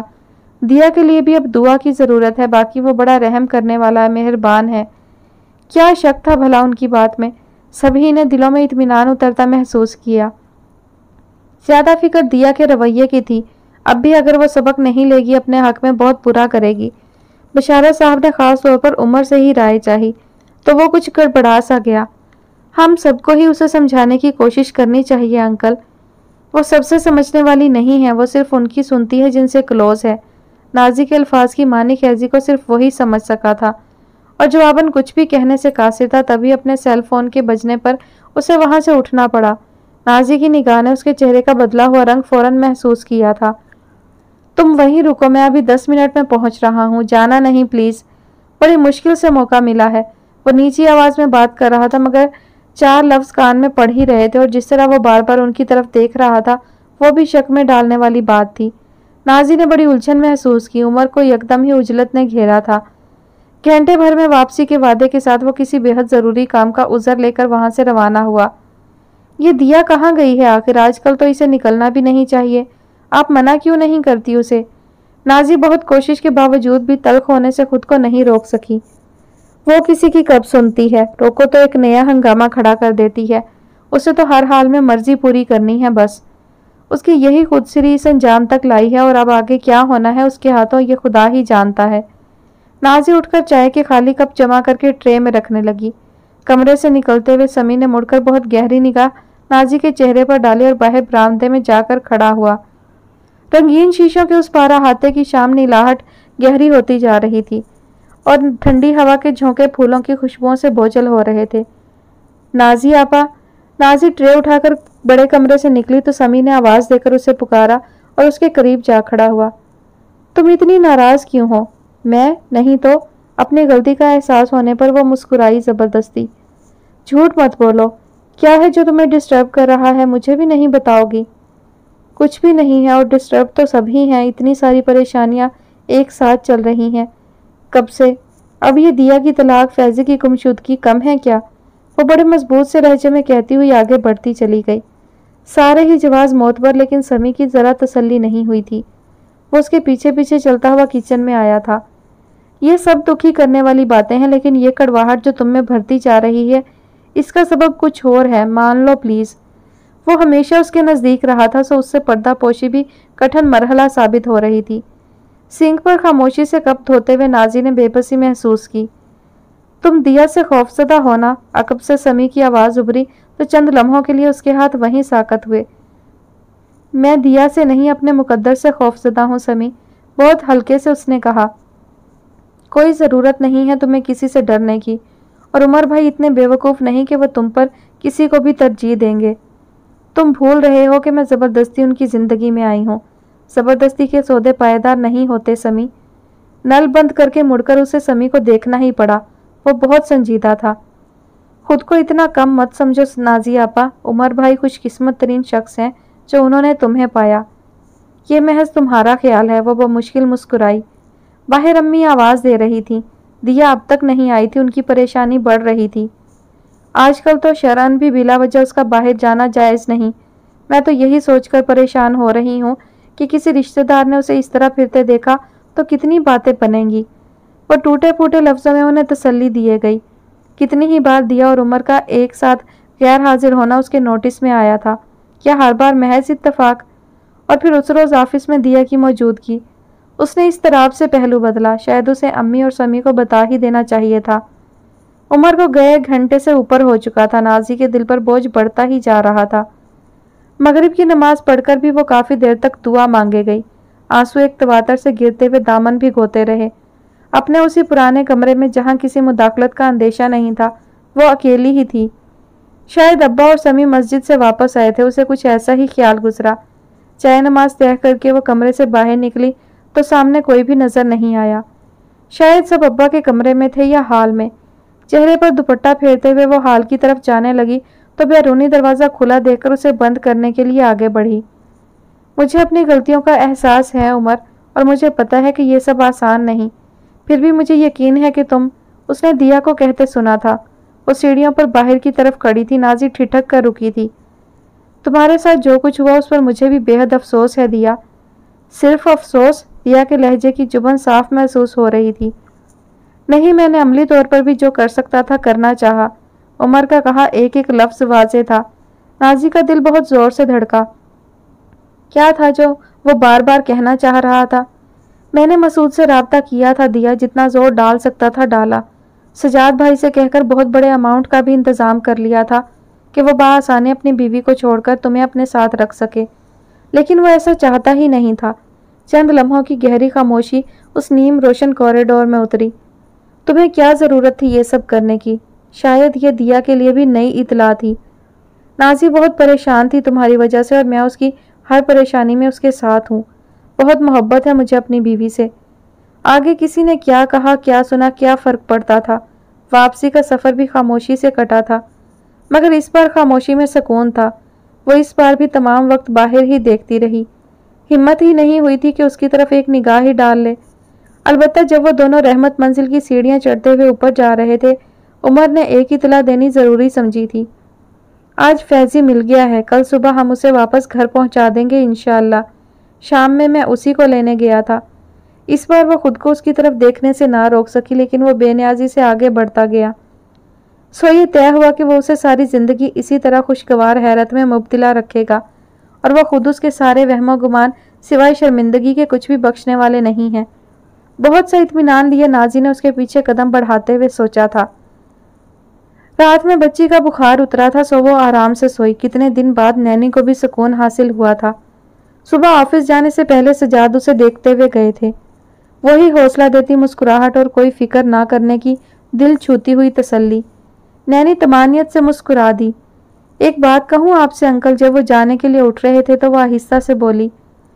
सजाद ने मुड़कर उसकी तरफ देखा। आप बहुत अच्छे हैं, मैंने आप जैसा शख्स आज तक नहीं देखा। फैजी कहता था कि सजाद चचा जैसा कोई होना मुश्किल है। तब मुझे यकीन नहीं आता था, लेकिन अब। वो ज़रा रुकी। सजाद ने हल्के से उसके सर को छुआ। अगर उस दिन आप मेरा सहारा ना बनते तो मैं और आयशा पता नहीं कहाँ जाते, मुझे मालूम नहीं। अपना और बच्ची का ख्याल रखो और ज़्यादा मत सोचा करो, सब कुछ ठीक हो जाएगा इंशाल्लाह। मैं आपके लिए बहुत दुआ करती हूँ, देखिएगा आप बहुत खुश रहेंगे हमेशा। अल्लाह आप जैसे इंसान को हमेशा बहुत नवाजेगा, मुझे पूरा यकीन है। रोशन मुस्कुराहट हल्की सी मांद पड़ी। बहुत शुक्रिया नैनी, मैं दुआ करूँगा कि वो तुम्हारी दुआ ज़रूर सुने। वो सबकी सुनता है अंकल, बस कभी कभी हम ही घबराने लगते हैं, जल्दबाज है ना। सजाद ने मोहब्बत से उसकी तरफ देखा। फैजी का तरीक़ेकार गलत सही मगर इंतखाब बेहतरीन था। इन तमाम दिनों में वो उसके सब्र और सादा दिली दोनों ही को जान गए थे। बच्ची उठ गई थी। मुंह धुलाते नाश्ता कराते कुछ वक्त गुजरा था, तभी काम करने वाली वो नौउम्र लड़की ऊपर आई। लाउंज और कमरों की सफाई में जितना वक्त लगता उससे ज्यादा वो नैनी के कमरे में गुजारती थी। दिल लगाकर सफाई करती, बाकी वक्त बच्ची के साथ खेलती। ऊपर से नैनी का मोहब्बत भरा बर्ताव। उसे भी बल्कीस भाभी की डांट फिटकार से बचकर ये गोशा आफियत बड़ा पसंद था। नैनी के लिए उसकी मौजूदगी गनीमत होती थी। बच्ची को उसके सुपुर्द करके इस वक्त भी वो नहाने चली गई थी। तभी बल्कीस भाभी ने नीचे से पुकारना शुरू कर दिया। एक आध बार उसने जी आई अभी कहकर टालना भी चाहा, लेकिन उनकी बेताबी बढ़ती जा रही थी। गुस्सा आने पर वो कई बार उस पर हाथ उठा चुकी थी। उस तल्ख तजर्बा को याद करके उसने आयशा को गोद में लिया और नीचे उतर आई। बिल्कुल करीब आकर उसने सरगोशी की। बाजी नहा रही हैं, थोड़ी देर बाद छोड़ आऊंगी। लापरवाही से सर झटक कर वो बच्ची के साथ खेलने में मसरूफ हुई। उसकी माँ ने बेइख्तियार ही माथे को छुआ। मार देंगी बड़ी बेगम तुझे। कनखियों से उसने फ़ोन पर बात करती हुई बल्कीस भाभी की तरफ देखा। उन्हें आता ही क्या है इसके अलावा। ये देखो अम्मा कितनी प्यारी लग रही है आयशा। थोड़ा थोड़ा खड़ी होने लगी है, वो तो बुखार की वजह से कमज़ोर हो गई है बेचारी। डांट खा खा कर वो इतनी ढीठ तो हो ही गई थी कि बल्कीस भाभी की थोड़ी सी हुक्म अदुली कर सके। और बच्ची यकीनन इतनी प्यारी थी कि माँ भी उसकी मासूमाना हरकतों में ज़रा देर के लिए बहल सी गई। आयशा ये पकड़ो, आयशा ये देखो, ये क्या। बच्ची की खूबसूरत मुस्कुराहट, गालों में पड़ता डिम्पल एक बेसाख्ता याद दिला गया। अम्मा, आयशा फैजी बाबा में कितनी मिलती है ना। हंसते हुए तो बिल्कुल। एक जोरदार हाथ उसकी पुश्त पर इस तरह पड़ा कि वो बिलबिला कर रह गई थी। क्या बकवास कर रही थी बदजात। नाम कैसे आया मेरे फैजी का तेरे मुंह पर, बता तो सही। वो दुबली पतली लड़की उनकी मजबूत गिरफ्त में इस तरह आई थी कि छुड़ाना नामुमकिन हो रहा था। एक साथ कितने ही थप्पड़ उन्होंने उसके मुंह पर मारे थे। लड़की की चीखें सारे घर में गूंज रही थी। समीना बेगम घबराकर अपने कमरे से निकली। ऊपर सीढ़ियों से नैनी दौड़ती हुई नीचे आई थी। जुर्रत कैसे हुई, खाल खींच लूंगी तेरी। मेरे बेटे से मिलाती है इसे। ये नहुसत की निशानी। मेरे फैजी जैसी लगती है तुझे। लड़की पिटते पिटते ज़मीन पर ढेर हो चुकी थी। उन्हें अब भी सब्र नहीं आया था। एक दो तीन कितनी ही ठोकरें उन्होंने उसकी पसलियों पर मारी। लड़की की चीखें और भी कर्बनाक हुईं। उसकी माँ बेटी पर जा गिरी, मगर वो बहुत दिन बाद फिर से हवास खोती जा रही थी। समीना ने ठंडे होते हुए हाथ पांव के साथ उन पर पड़ने वाले इस जुनून की शिद्दत का अंदाज़ा किया और अपना सेल फोन उठाने अंदर वापस दौड़ी। घर पर इस वक्त और कोई भी नहीं था। नैनी की आंखों में जमा खौफ और भी गहरा हुआ और कदम वहीं साकत। तभी इस चीखो पुकार से घबराकर आयशा ने रोना शुरू किया। ये है सारी मुसीबत की जड़, नहुसत डाल रखी है सारे घर पर। पता नहीं कहाँ से उठाकर लाया है सजाद इन दोनों को। बेहयाई की इंतहा है, अपने किए पर शर्मिंदा तक नहीं। आवारा बदचलन। दाखिली दरवाजे की सीढ़ियों पर चढ़ते हुए चंद कदम मुस्तरिब होकर आगे बढ़े। अंदर शर्म से पानी पानी होती नैनी ने भागकर रोती हुई आयशा को उठाया। निकलो अभी इसी वक्त यहाँ से। ये गंदा खून जिसका है वो कहीं और इंतजाम करे। ये शरीफों का घर है, यहाँ नहीं चलेगा ये सब। किसी भी राह चलती लड़की को बीवी बनाकर सबकी आंखों के सामने लाकर रखा है और कोई कहने वाला नहीं। कंधे से नैनी को पकड़कर उन्होंने बच्ची को उससे छीनना चाहा, मगर उसकी गिरफ्त मजबूत हो गई थी। मेरी बात सुने प्लीज़, खुदा के लिए इस तरह नहीं। नैनी की रोते रोते हिचकी बंध चुकी थी। बल्कीस भाभी निचले तरीन दर्जा पर उतरी थी और गलीज तरीन अल्फाज उनकी ज़हनियत ही के आकाश थे। नैनी को धकेलती हुई वो लाउंज के सिरे तक लाई और जुबान को जैसे कहीं ब्रेक नहीं था। हमारे घर में ऐसी मशकूक औरतें रखी जाती हैं और ना ही ऐसी मशकूक औलाद। पता नहीं शादी हुई भी या नहीं, सजाद ने ऐसे ही हमारे सर पर लाकर बिठा दिया। बेईमान, शर्म सब उठ गया है तुम दोनों के बीच। लेकिन नैनी ने लर्ज कर उनके आगे हाथ जोड़े। काश वो ये सब सुनने से पहले मर चुकी होती। बहुत दिल से उसने आरजू की। उसी लम्हे बल्कीस भाभी का हाथ पूरी कुव्वत से उसके मुंह पर पड़ा। नैनी बुरी तरह लड़खड़ाई थी। किसी ने पीछे से ना थामा होता तो वो बच्ची को लेकर बुरी तरह गिरती। इस हवास गुम करती सूरत हाल में भी एक मानूस से एहसास ने उसे चौंकाया। अपनी बंद होती आंखों को बमुश्किल खोलकर नैनी ने सर उठाकर उस मानूस चेहरे को देखा। ख्वाब था कि गुमान। सर को हल्के से झटक कर नैनी ने यकीन का सिरा थामना चाहा। नैनी मेरी बीवी है अम्मी, और ये गंदा खून मेरा है, उसने फैजी को कहते सुना। वो बच्ची को उसके हाथ से ले चुका था, वो जिसकी गवाही सबसे मोतबर थी उसके हक में। एक रुकी रुकी सी सांस नैनी के लबों से आज़ाद हुई और आंखों तले मुकम्मल अंधेरा। उसकी हिम्मत हौसला यहीं तक था। फैजी ने उसे बर वक्त थामा। बाबा और सजाद उसके अकब में खड़े थे। फैजी मेरा बच्चा। बल्कीस भाभी बड़ी बेताबी से आगे बढ़ी, लेकिन वो अपनी जगह से हिला तक नहीं। रुक जाओ बल्कीस। बाबा बढ़कर उन दोनों के बीच आ खड़े हुए। जो कुछ आज देखा और सुना उसके बाद मैं तुमसे क्या इससे भी निगाहें मिलाने के काबिल नहीं रहा। उन्होंने बिना मुड़कर देखे पीछे खड़े सजाद की तरफ इशारा किया, जिसने तुम पर आज आखिरी एहसान किया, और अब तुम अपने बेटे के सामने किस तरह खड़ी हो ये तुम ही जानती होगी। लेकिन आज के बाद मैं इस घर में तुम्हारी सूरत नहीं देखना चाहूँगा। सजाद वो इस बार भी नहीं मुड़े थे। वकार को फ़ोन कर कर बुलाओ। उनके लहजे की धमक मामूल से ज़्यादा बढ़ी और अपनी बात कहकर वो बिना एक पल भी रुके लाउंज से गुजरते चले गए। सजाद उनके पीछे और फैजी। नैनी को एहतियात से सोफे पर लिटाते हुए वो इतना अजनबी लग रहा था कि बल्कीस भाभी को अपना दिल बैठता हुआ महसूस हुआ था। आज सिर्फ वो थीं जो बिल्कुल तन्हा रह गई थी। नफरत, हसद, तंग दिली का मंतकी अंजाम। पिछली रात बारिश जमकर बरसी थी। सुबह हर शय गीली गीली निखरी निखरी, नमी से बोझल ठंडी हवा के झोंकों में कच्ची मिट्टी और सब्जी की मिली जुली खुशबू। आसमान पर अब भी गहरे सुरमई बादलों का गुबार झुका पड़ रहा था। वो गुज़िश्ता कई रातों से जाग रही थी। पिछली रात बारिश के शोर का बहाना हाथ रहा था। 1 मिनट भी नींद आई हो, इतनी आवाज़ थी कि पानी से सर में दर्द उठ गया। कुर्सी उठाकर वो अपनी मनपसंद क्यारी के पास जाकर बैठी। अच्छा, मुझे तो पता ही नहीं चला, बड़े आराम से सोती रही। सानिया ने बड़े रश्क से उनकी तरफ देखा। आप तो नींद की टैबलेट लेती हैं, इसलिए पता नहीं चलता। वो भी है, लेकिन असल चीज़ तो दिल का सुकून है, वरना 10 गोलियां खाकर भी लोग करवटें बदलते हैं। फजूल सोचें सुख चैन बर्बाद करती हैं। अल्लाह पर भरोसा रखने वाले बेसुकून नहीं होते। बहुत इत्मीनान से उन्होंने बात पूरी की और फिर से किचन में जाकर अपनी हंडियाँ भूनने लगी। सारे इशारे उसकी तरफ होते थे। वही थी हर तरह से कसूरवार, बाकी सब बरिउज़ ज़िम्मा। बड़े सब्र से वो उनकी हर बात सुनती और मज़ीद खामोशी इख्तियार कर लेती। सजाद और बाबा के बुलावे पर ना जाने का गुस्सा उन्हें अब तक था, बल्कि सानिया को तो लगता था कि उनकी नाराज़गी रोज़ बरोज़ बढ़ती जा रही थी। मुसलमान को कीना रखना जायज़ नहीं, रोज़ा नमाज तक कबूल नहीं होता। अल्लाह ने माफ़ करने वाले के दर्जा को बहुत बुलंद रखा है। वो खुद माफ़ करने वाला है और माफ़ करने वालों को ही पसंद फरमाता है। कल रात किसी बात पर उन्होंने उसे मुखातिब किए बगैर कहा था, तब वो बड़ी देर अफसुर्दा रही थी। कितनी अजीब बात थी कि ज़िंदगी भी उसकी तबाही के आखिरी किनारे तक पहुंची और ईमान भी उसी का ख़तरे में पड़ा। अगर उन्होंने उसकी एक छोटी सी बात मान ली थी तो जवाबन वो भी तो उन्हें अपनी पूरी ज़िंदगी थमा रही थी। कैसा कड़ा इम्तिहान और ना ख़त्म होने वाली आजमाइश। उसने थककर कुर्सी की पुश्त से टेक लगाई। कुछ लोगों के लिए इम्तिहानी पर्चा शायद इतना ही तवील होता होगा कि सारी उम्र ही हल करते रहो मगर ख़त्म ना हो। आंखें बंद करते हुए उसने खुद अपने हाल पर रहम खाया और ज़िंदगी के इन ना समझ में आने वाले भेदभाव पर एक बार फिर हैरान हुई। डोरी कहीं और से हिलती है, यहाँ तो सिर्फ इशारे पर तामील होती है। चाहे लाख रस्सी तोड़ाने की कोशिश करो, कुछ बन नहीं पड़ता। अंदर से कोई बार बार आईना दिखाता है, और आईने में मनपसंद सूरत ना देखकर वो और भी मायूस हो रही थी। जो मनचाही जिंदगियां गुजारते हैं, महरूम और खौफजदा इंसानों को हकारत से धुतकारते हैं, खुद गर्जियां चारों तरफ महफूज व मामून चार दीवारी खड़ी करती है, उन पर क्या कोई हुक्म लागू नहीं?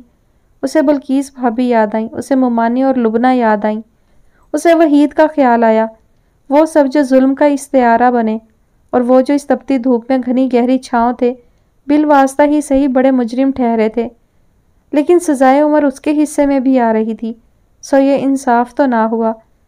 باہر سے دروازہ کھول کر شہزاد اندر آیا تھا۔ سجاد بھائی کا فون آیا تھا، اس نے وہیں صحن کے بیچ کھڑے ہو کر اطلاع دی۔ ثانیہ کو اپنے چہرے پر پھیلتی تپش کا خود اندازہ ہوا اور ہاتھ پاؤں اب بھی اتنے ہی ٹھنڈے۔ اس نے خود کو اپنی ہی کمزوری پر شرم دلانا چاہی، مگر حالت بددستور رہی۔ کیا کہہ رہا تھا؟ اماں فوراً ہی کچن سے باہر آئیں۔ کچھ نہیں، بس آپ کی طبیعت پوچھ رہے تھے۔ بڑی بات ہے جو ہمارے ایسے رویے پر بھی وہ ہمیں یاد کر لیتا ہے، ورنہ ہم نے اب کون سی کسر چھوڑی ہے۔ قطع تعلق کی اس سے کوئی ایک احسان بھی یاد نہیں رکھا ہم نے، حالانکہ اس غریب کا تو قصور بھی کیا۔ بلند آواز میں تبصرہ کرتی ہوئی وہ بھی شہزاد کے پاس جا بیٹھیں۔ ثانیہ نے گردن موڑ کر اس طرف دیکھا، وہ دونوں اب جو بھی بات کر رہے تھے یہاں سنائی نہیں دے رہی تھی۔ پتہ نہیں اور کیا کہا ہوگا انہوں نے۔ اس کے دل نے بے ساختہ ہی خواہش کی۔ عجیب بات تھی کہ اس وقت اماں کا کہا کچھ بھی برا نہیں لگا تھا۔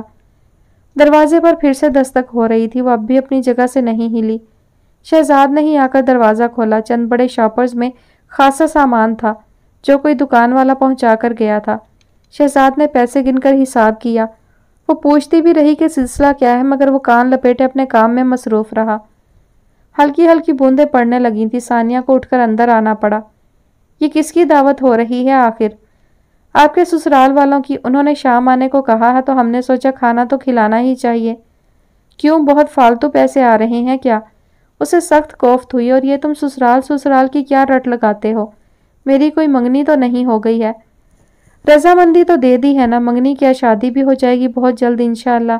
اطمینان سے کہتا ہوا وہ کچن میں چلا گیا۔ تمہاری ہو جائے خدا کرے، وہ جھنجھلا کر بہت زور سے بولی تو جواباً اس کا زوردار کہکہا سنائی دیا، اس کے لیے بھی انشاءاللہ۔ اماں وہ اندر کمرے میں چلی آئی۔ یہ کیا سلسلہ ہے، روز کچھ نہ کچھ؟ ابھی تو آپ کہہ رہی تھی کہ ہم لوگ وہاں جائیں گے، اب وہ کہاں سے آ رہے ہیں آج؟ کوئی طریقہ ہے کیا، جب دل چاہا منہ اٹھا کر چلے آئے؟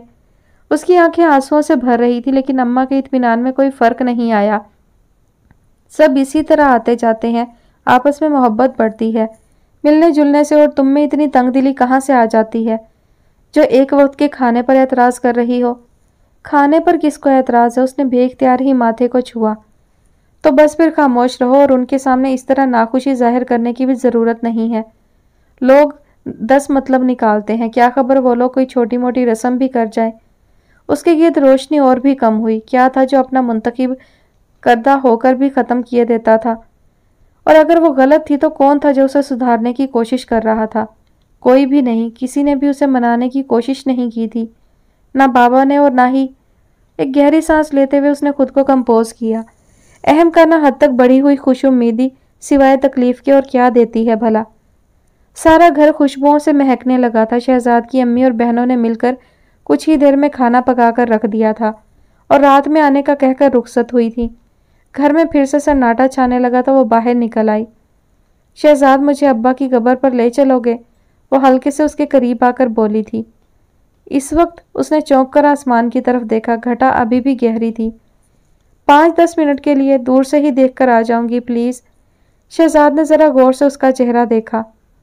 چلیں، مگر بس 10 منٹ سے زیادہ نہیں۔ چادر کو سر پر جماتے ہوئے وہ سکوٹر سے قبرستان کے باہر ہی اتر چکی تھی اور اپنی اسی مخصوص جگہ پر کھڑی تھی جہاں سے وہ اکثر کھڑے ہو کر اس مقام کو دیکھتی تھی جہاں ابا کی آخری آرام گاہ تھی۔ بادلوں سے بھری دوپہر خاموش تھی اور شاید موسم کی وجہ سے سناٹا اور بھی زیادہ بڑا ہوا تھا۔ اسے بہرحال بڑا غنیمت لگا۔ شہزاد فاتحہ پڑھنے اندر جا چکا تھا اور دور اکا دکا لوگ نظر آ رہے تھے۔ ثانیہ کی نگاہیں اس جگہ پر ساکت جمی تھی۔ کبھی کبھی تو بڑا عجیب سا لگتا تھا کہ ابا کس طرح اسے اکیلا چھوڑ کر خود بڑے سکون سے ابدی نیند سو رہے ہیں۔ اس کے ہر مسئلے سے لا تعلق تنہائی کا بڑا ہی ہولناک احساس اسے ہمیشہ یہاں آ کر ہوتا تھا۔ زندگی میں محبت کرنے والے رشتوں کا کال تو کب کا پڑا تھا۔ ایک ان کے چلے جانے کے بعد تو اللہ کی اس زمین پر وہ اور اماں بالکل ہی اکیلی۔ آنسو آج کچھ زیادہ ہی بے تابی سے گرے۔ سامنے کے دھندلاتے ہوئے منظر میں سے کوئی تبھی اس کی سمت بڑھتا چلا آیا۔ 1 قدم، 2 قدم، 4 قدم۔ فاصلہ گھٹتے ہوئے کم اور کم ہوا، لیکن اس کی آنکھوں میں اترتی حیرت لمحہ لمحہ بڑھی۔ ابا، اس کے دل نے پورے یقین سے پکارا اور وہ پلک جھپکنا تک بھول گئی۔ اگر یہ وہم بھی تھا تو وہ قائم رکھنے کے لیے حرکت تک نہیں کرے گی۔ اس کی سانس تک دھیمی ہوئی۔ وہ شفیق چہرہ، وہ نرم روشنی میں لپٹا ہوا وجود، وہ ابا ہی تھے۔ ثانیہ، اسے ساکت دیکھ کر انہوں نے بڑی محبت سے اپنے دونوں بازو پھیلائے۔ وہ کسی ٹرانس سے آزاد ہوئی اور تیزی سے آگے بڑھی تھی۔ یہ ابا ہی تو تھے۔ ان کے گلے لگتے ہوئے اسے پورا یقین ہوا تھا۔ قربت کی وہی مانوس سی آنچ، تحفظ کا وہی حوصلہ بخش احساس اور محبت کی ناقابل بیان شدت۔ اس گہری نیلی سپہر میں شہر خاموشاں کے کنارے درد کا ایک الگ ہی سلسلہ آنسوؤں سے رقم ہوا تھا۔ ثانیہ آپا، شہزاد نے قریب آ کر ہلکے سے پکارا۔ بابا کی طبیعت نہ خراب ہو جائے، سنبھالیں خود کو۔ بہت نرمی سے اس نے ثانیہ کو الگ کیا تو اسے بھی اچانک ہی خیال آیا، آپ ٹھیک تو ہیں نا بابا؟ طبیعت تو خراب نہیں ہو رہی؟ وہ سچ مچ فکر مند ہوئی تھی۔ میں بالکل ٹھیک ہوں، فکر مت کرو۔ انہوں نے شفقت سے اس کا سر سہلایا اور قریب کھڑی گاڑی کی طرف بڑھے۔ آپ لوگ آئیں، میں چل رہا ہوں۔ بائک سٹارٹ کرتے ہوئے شہزاد نے ایک دم ہی جلدی مچا دی تھی۔ میں گھر ہی آ رہا تھا، لیکن پہلے اپنے بھائی سے معافی مانگنی ضروری تھی۔ حالانکہ جب میں خود اپنے آپ کو معاف نہیں کر سکتا تو کس منہ سے اس سے کہتا، لیکن ڈھیٹ بن کر جا کھڑا ہوا اس کے سامنے۔ جب وہ گھر کی طرف جا رہے تھے، الفاظ ٹوٹ ٹوٹ کر بابا کی زبان سے ادا ہوئے تھے۔ ثانیہ نے بے ساختہ ہی ان کا ہاتھ تھاما۔ ایک لفظ بھی نہیں کہیے گا بابا، ابا کو بہت تکلیف ہوگی اور مجھے بھی۔ وہ جو ان سے سب سے زیادہ خفا تھی، ابھی ابھی یہ حقیقت جان پائی تھی کہ وہ انہیں شرمندہ دیکھنا کسی طور گوارا نہیں کر سکتی۔ وہ ہلکے سے مسکرا دی اور جیسے کچھ ابھی ابھی یاد آیا، سنا ہے تمہاری شادی کا سلسلہ چل رہا ہے، اگر لڑکا مجھے پسند نہیں آیا تو رد کرنے کا حق تو میرا ہے نا؟ وہ بہت سنجیدگی سے پوچھ رہے تھے۔ ثانیہ نے جھینپ کر سر جھکایا۔ گاڑی گھر کے دروازے پر رک رہی تھی۔ بابا اس کے ساتھ ہی اترے۔ بہت سارے لوگ تمہیں لینے کے لیے آنا چاہ رہے تھے، بڑی مشکل سے انہیں وہاں رکنے پر مجبور کر پایا ہوں۔ مجھے یقین تھا کہ اپنی بیٹی کو منانے کے لیے میں اکیلا ہی کافی ہوں، اتنی ساری سفارشوں کی کم از کم مجھے تو ضرورت نہیں پڑنے والی۔ بابا پلیز شرمندہ نہیں کریں۔ انہوں نے دیکھا کہ اس کی آنکھوں میں پھر سے آنسو آنے لگے تھے۔ اچھا چلو نہیں کرتا، وہ بے ساختہ ہی کہہ گئے۔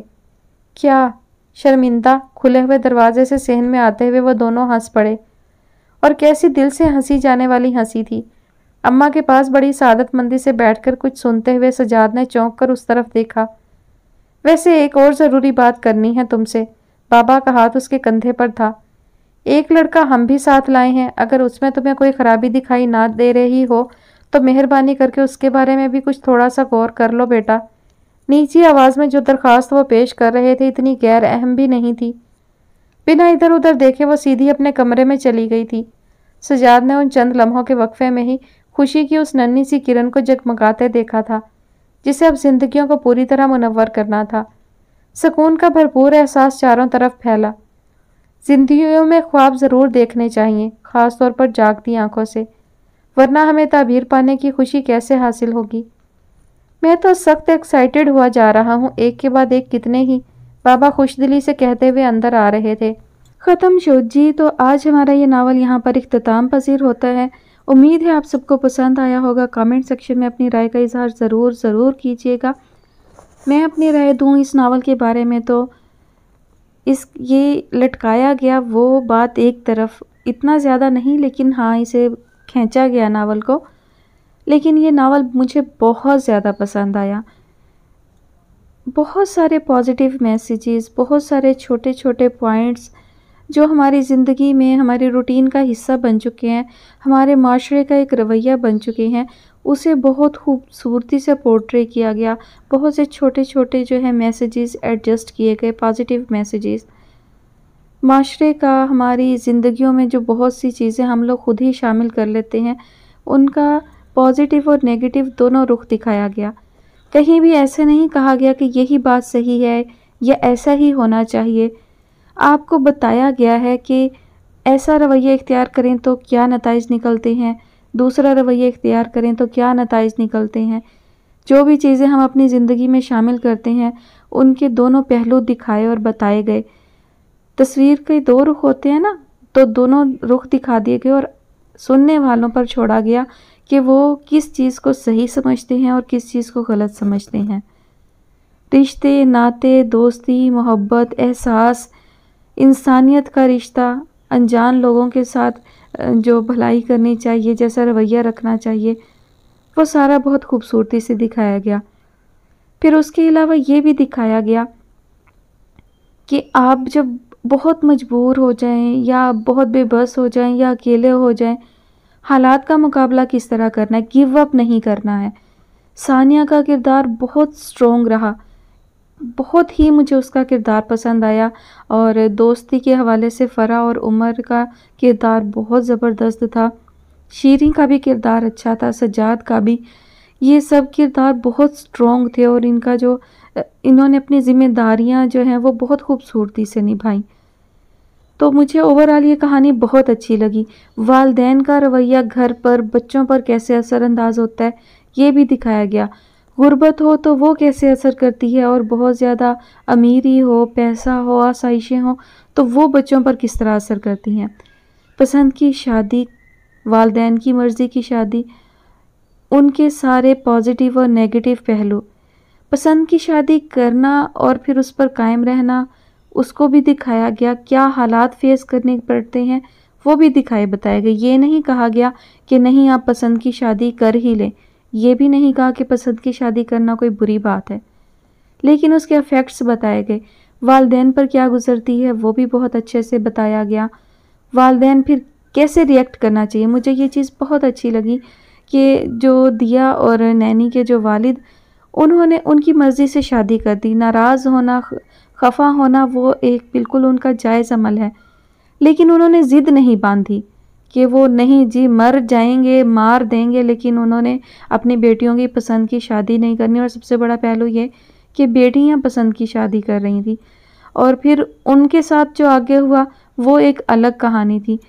نینی نے بہت صبر اور برداشت کا مظاہرہ کیا، اور جو ہے فیضی نے بھی اخیر کی انتہا کا اس کا رویہ جو تھا وہ بھی تھا، لیکن دونوں کی جو لائف دکھائی گئی بہت ریئلسٹک لائف تھی۔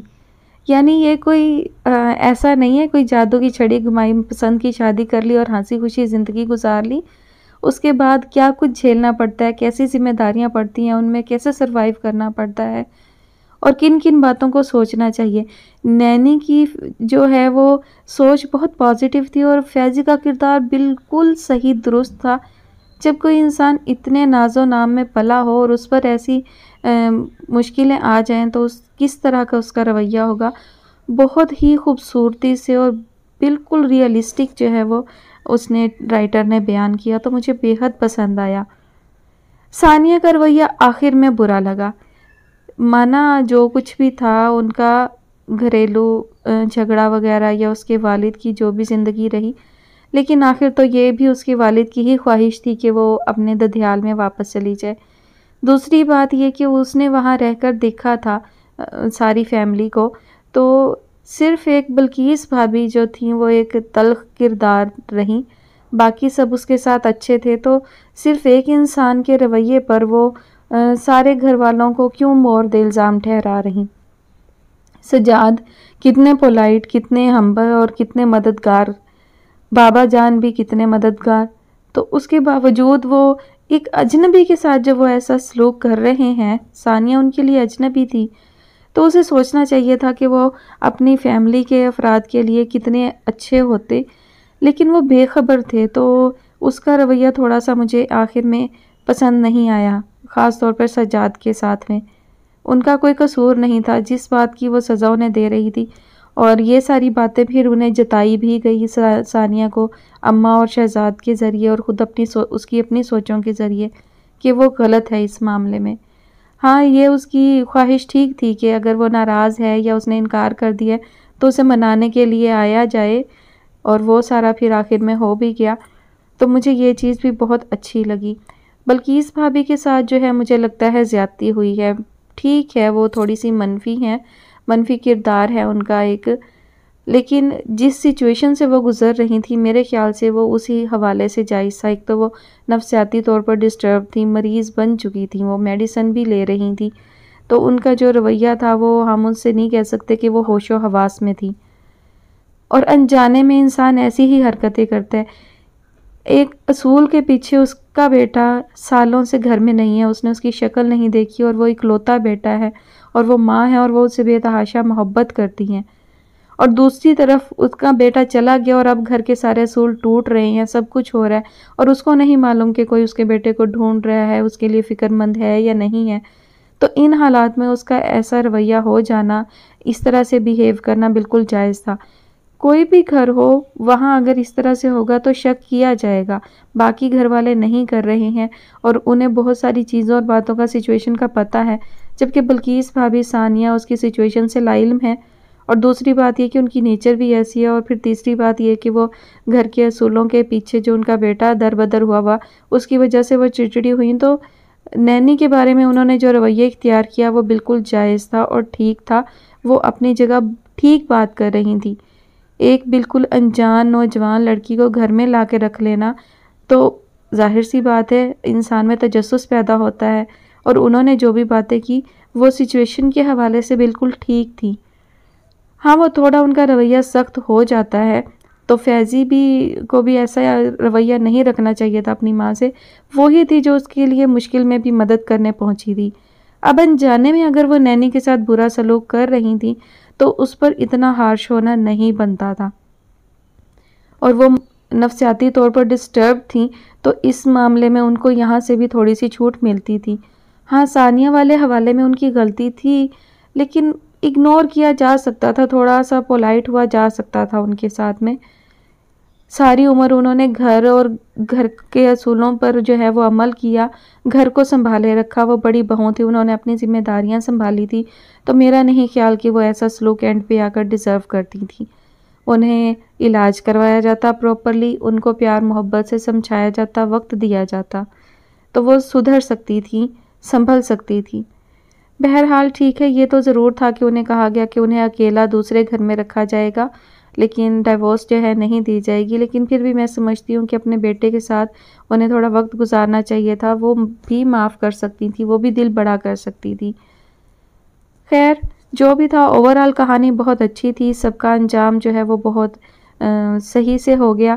تھوڑا سا مجھے یہ تھا کہ وہ ان کی سجاد اور اس کی شادی ہو جاتی، تھوڑا سا اس کو ڈیٹیل میں دکھایا جاتا، بجائے یہ کہ ان کا ملنا ملانا جو اتنا لٹکایا گیا نا، وہ نہیں ہونا چاہیے تھا۔ وہ انہوں نے گھمایا پھرایا کہیں بینا اور توحید کے ذریعے ان کو جو ملایا گیا، وہ رحمت منزل چلے جاتے، وہاں رہتے یا کوئی بات چیت ہوتی، اس سے بھی ثانیہ کی جو ہے وہ ملاقات اپنے فیملی سے تھوڑی جلدی ہو سکتی تھی۔ خیر رائٹر کا ذہن ہے، انہوں نے کچھ سوچا، بہتر سوچا ہوگا۔ بہت اچھی سٹوری کی بنیاد تھی اور بہت اچھی مجھے کہانی لگی، اور آپ سب کو بھی یقیناً پسند آئی ہوگی۔